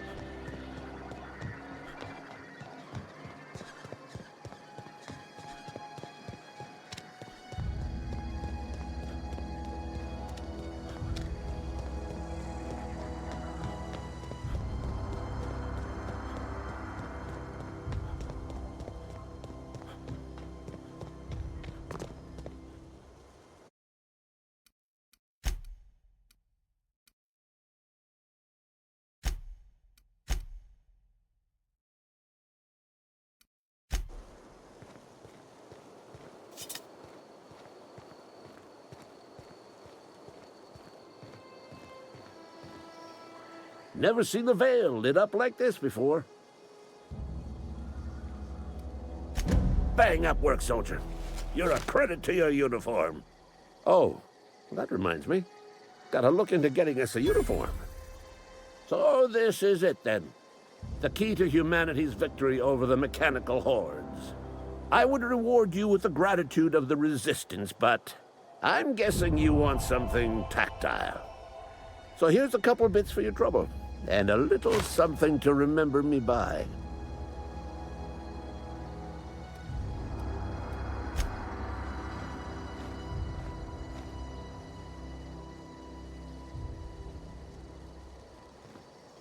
I think you did the rightest thing you could sending the power back to Edgewater. A lot of people would have suffered otherwise. People I care for, even if they ain't care much for me. That's on account of how I never met her. She was in another division of the Spacer's Choice family. She worked in the Vale a few months, sorting the cannery computers. Her contract said any kids she had, expected or not, belonged to her office from the time of conception. So when I was born, I got sent here. It's sensible. Dad just fixed machines. She did some kind of crazy math, high-level stuff. Better to raise me on his time than hers.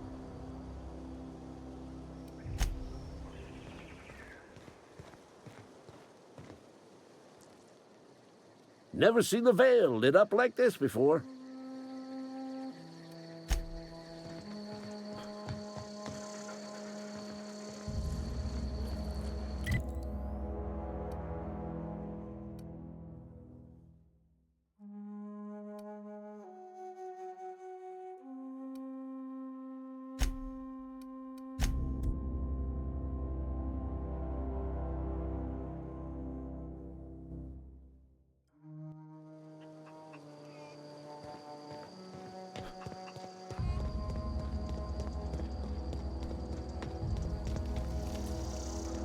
I'm glad Adelaide's coming back to town with us. With Reed gone, we're gonna need her leadership. No kidding! Really? Well, which one? Ain't that just ironical? If I'd worked a little longer back at the cannery, I might have found this myself. 2 whole data pads? Be still my beating heart. Oh, almost forgot your payment. Well, don't keep me in suspense. The geothermal plant? Now that is just incredible! You really went exploring down there? Adelaide always told us it was swarming with hostile mechanicals. That's a complete set. All 3 parts. I'm gonna be the greatest engineer Halcyon's ever seen. Aside from you, Ms. Parvati. I swear, I'll do you proud. I'm glad we could help, Thomas. I've been saving something for you. Just a little contraption I found. Should fit right into your outfit.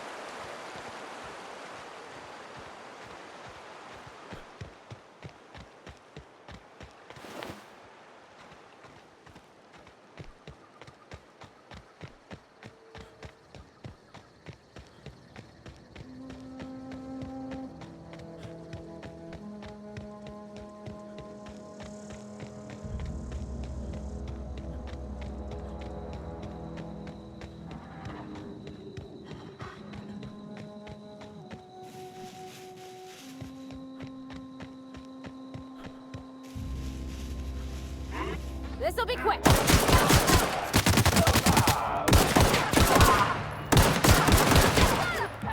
I smell blood!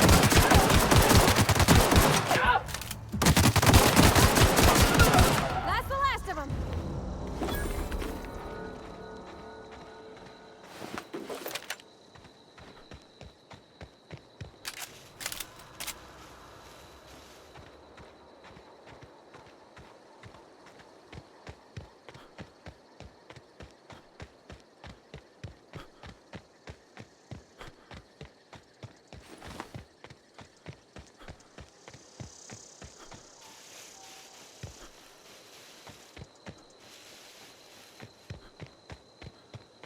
Is this your ship? Oh my stars, she is just so handsome. Does she have a name yet? What's her drive model? Oh, gosh. Listen to me babbling. When I was in Edgewater, I dreamed of flying on a real ship, working on a real engine, belonging to a proper crew. I'm the only decent mechanic Edgewater's got, but every time I think of going back, I get this sinking feeling.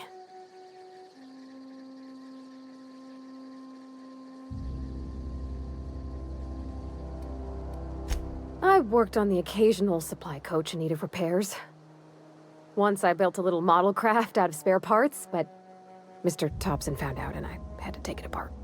I want to ask you something, and you can say no, but can I come with you? I could tend to your engine, I know my G-valves from my catalyzers, and I can keep your ship singing. And if you ever need a pair of eyes watching your back, I can do that too. What do you think?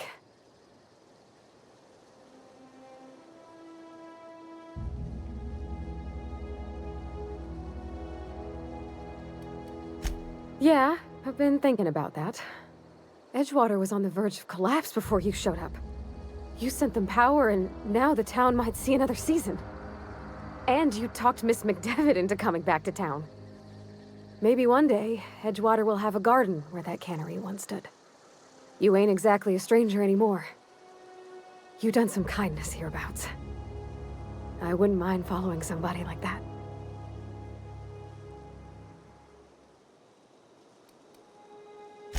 Yeah, I really do. My whole life's been small. I realized that when you walked into town.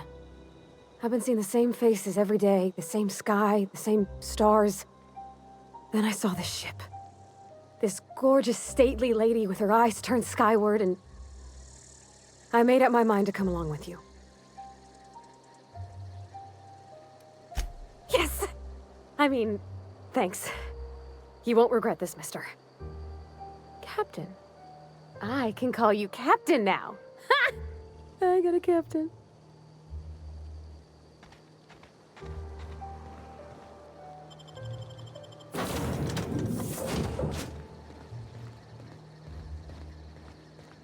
Captain, I have detected that Edgewater's power supply is now optimal.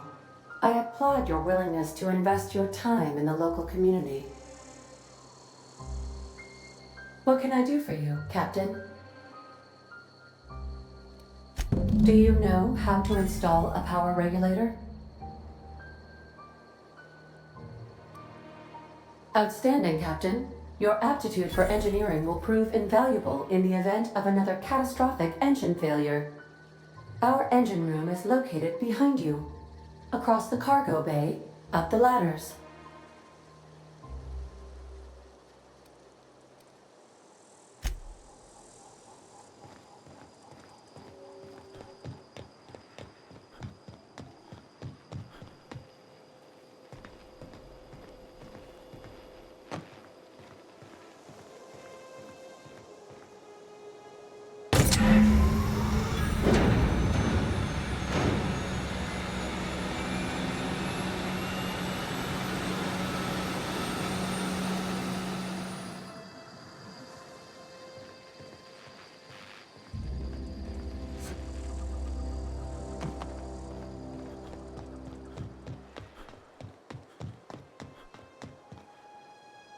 What can I do for you, Captain?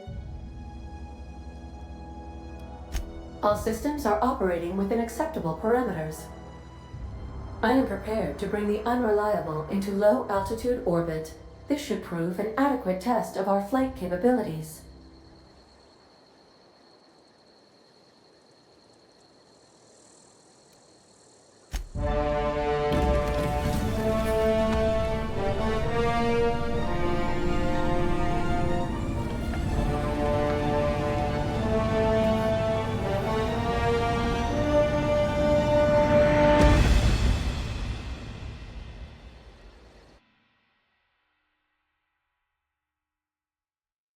We have received a communication request from Dr. Phineas Wells.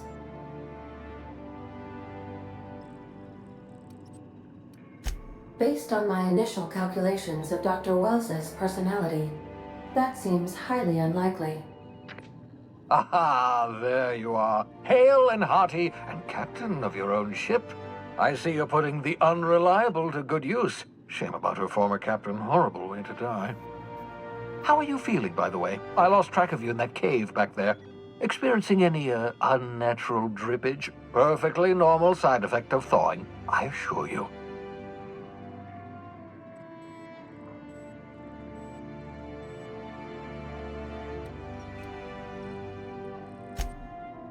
Oh, yes, that's probably permanent. I wouldn't worry about it, though. I'm sure you're fine. What you saw in Emerald Vale is happening all across the colony. Food shortages, lack of supplies, and basic necessities. We're dying. The chairman, the minister, and all their lackeys on the board are to blame. The Hope has some of the brightest minds Earth ever sent us.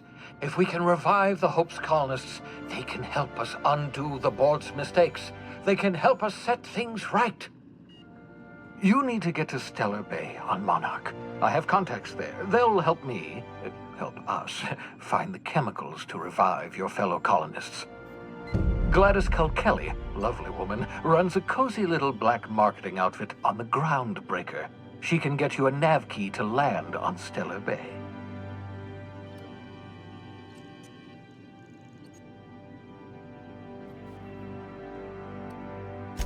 Strictly speaking, Monarch is a moon, terraformed badly, and almost completely lawless. You'll love it. Captains don't fly their own ships, you see. Your navigation terminal handles the, navigation. Think of a nav key as a set of flight instructions.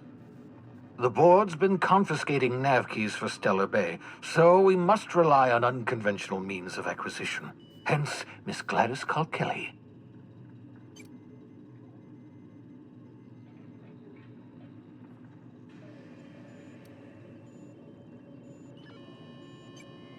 Gladys and I have been doing business for years. Her smuggling credentials are unimpeachable. If anyone can get you a key to Monarch, it's her.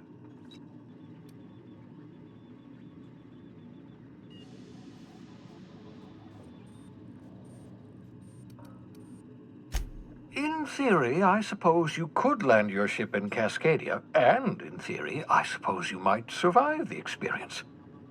Cascadia is utterly seething with dangerous, highly aggressive creatures, more than capable of tearing you limb from limb. You'd have to be a lunatic to land in Cascadia, and I'm reasonably certain I tested your brain for incipient signs of insanity. Trust me, talk to Gladys Kelly.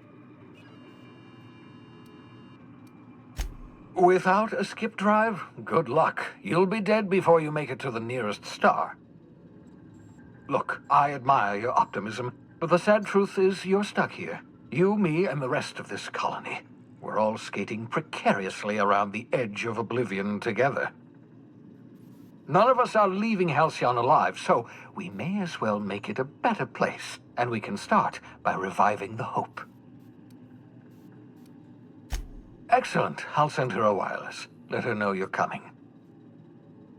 By the way, I gave Captain Hawthorne a disguise apparatus of my own design, cutting-edge technology years ahead of its time. I call it the Holographic Shroud. I'm sure it will prove remarkably useful to you. You'll find it in the captain's quarters.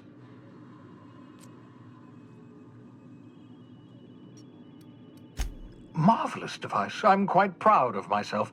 The shroud changes the user's appearance to mimic that of another.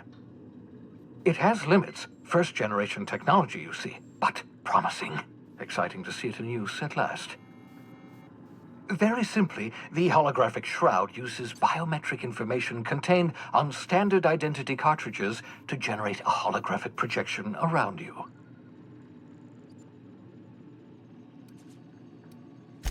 Only stands up to a casual scrutiny. Use it too long, bound to flicker, blur, something like that. Movement makes it more likely. Best used in moderation.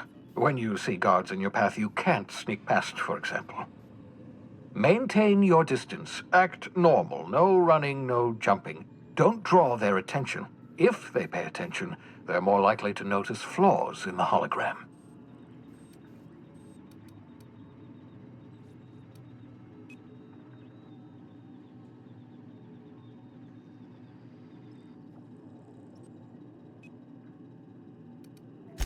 Ha ha ha ha! The beauty is they don't expect it.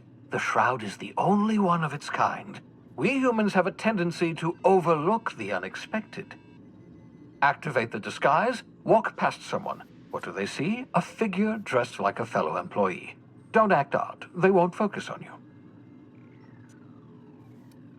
Excellent. I'll contact you once you've found a way to get to Stellar Bay. If you have any questions, come see me in my lab. And remember, don't trust the board. They'll try to win you over with promises of wealth and power, but it's a lie. The board's only interested in filling their own pockets. If we don't put a stop to them, they're going to run this colony to the ground. Transmission ended. If you are ready to depart, please select a destination on your navigation terminal.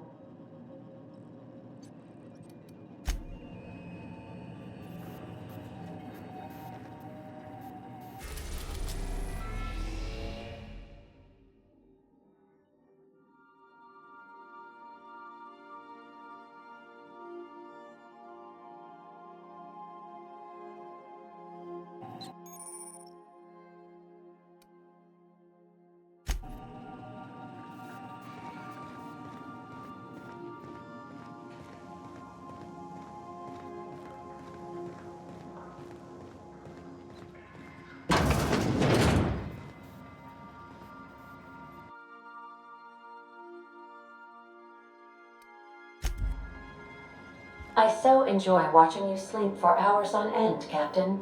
It's quite entertaining the way you drool and whimper.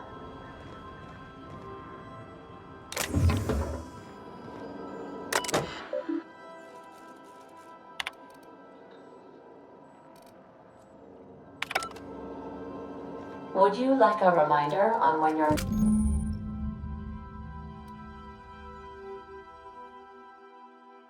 next shower is scheduled?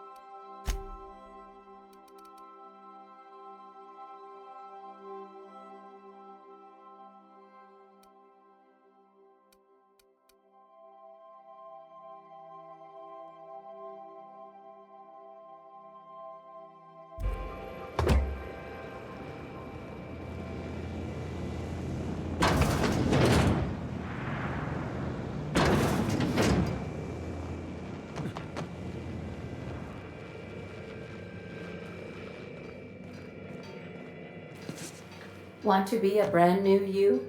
Try out our respecification machine. Alex installed it himself, right before he died. Yeah, so this is my hidey spot now. I was looking for a place that was quiet. I figured the kitchen would be louder than the hold, so here I am. Cozy-like, ain't it? That's in pretty good shape considering how hard Mr. Hawthorne ran it. It's a Yakita LHA 120, A2 model, I'm pretty sure. The Block 2 design scooshed in extra cargo space but didn't change the stock engines. Probably a touch underpowered, huh? Accurate in all particulars. I conclude you are Edgewater's board-certified mechanic.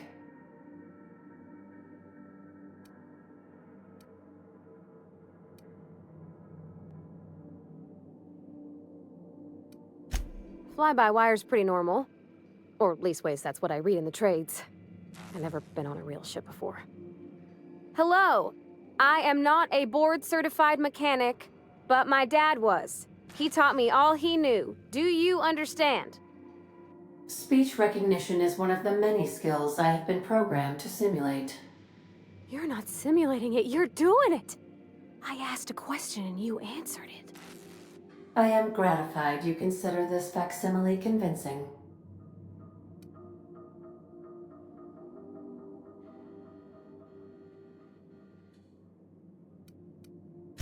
I am at your disposal, Ms. Parvati. You will find the technical schematics in the engineer's locker, though I'm afraid Captain Hawthorne has lost the owner's manual. I don't see any holes in the hull. I'll take a good squint at her, make sure everything's tip-top. But I think we're cooking with plasma torches. You can do that, you know. My dad taught me how to make grilled cheese sandwiches with a plasma torch.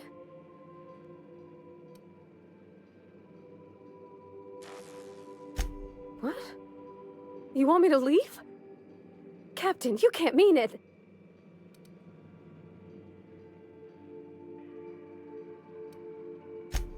Oh, that's a relief.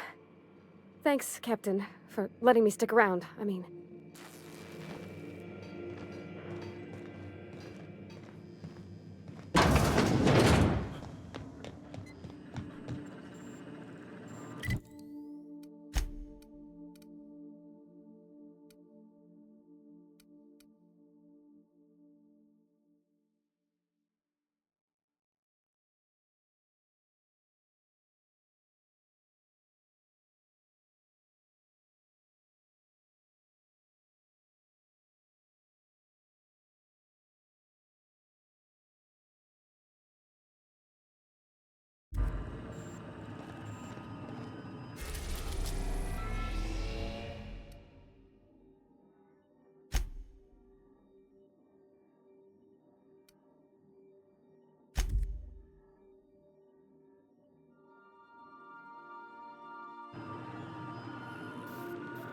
Welcome back, Captain. How can I be of assistance?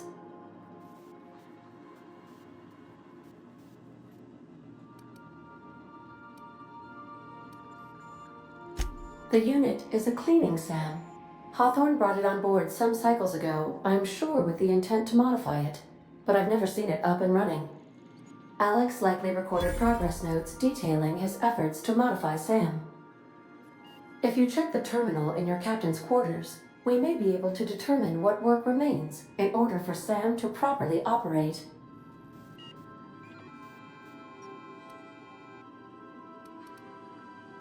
See you soon, Captain.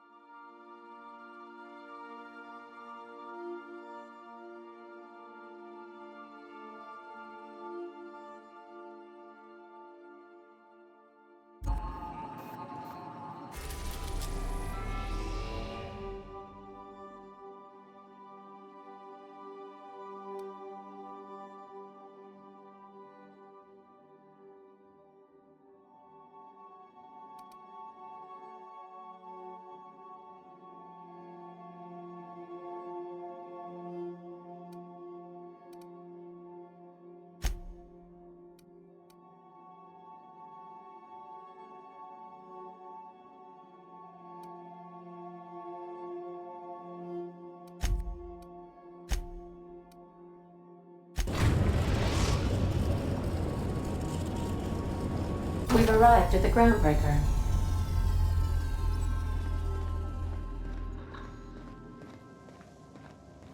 You got a minute?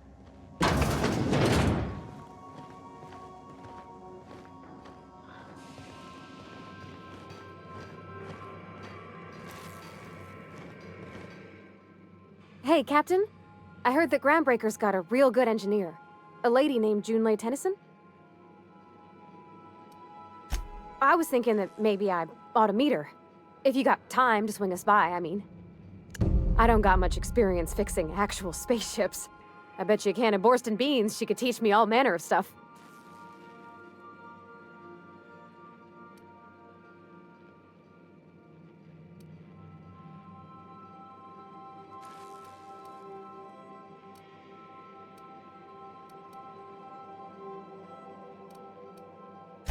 Thanks, Captain. I'll be sure to make it worth your time. Did you want to talk about something else?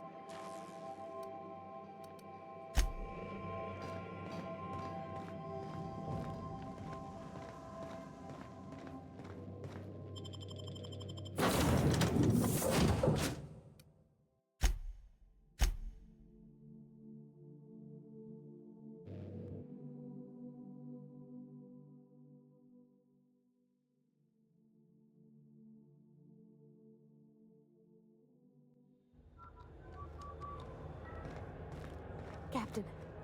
Hey, Captain. I'm in space. I never thought I'd be able to say that.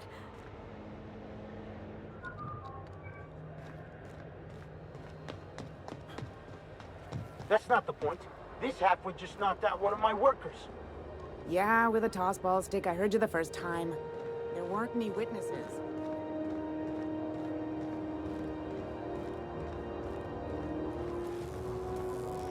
Customs and inspection, right this way.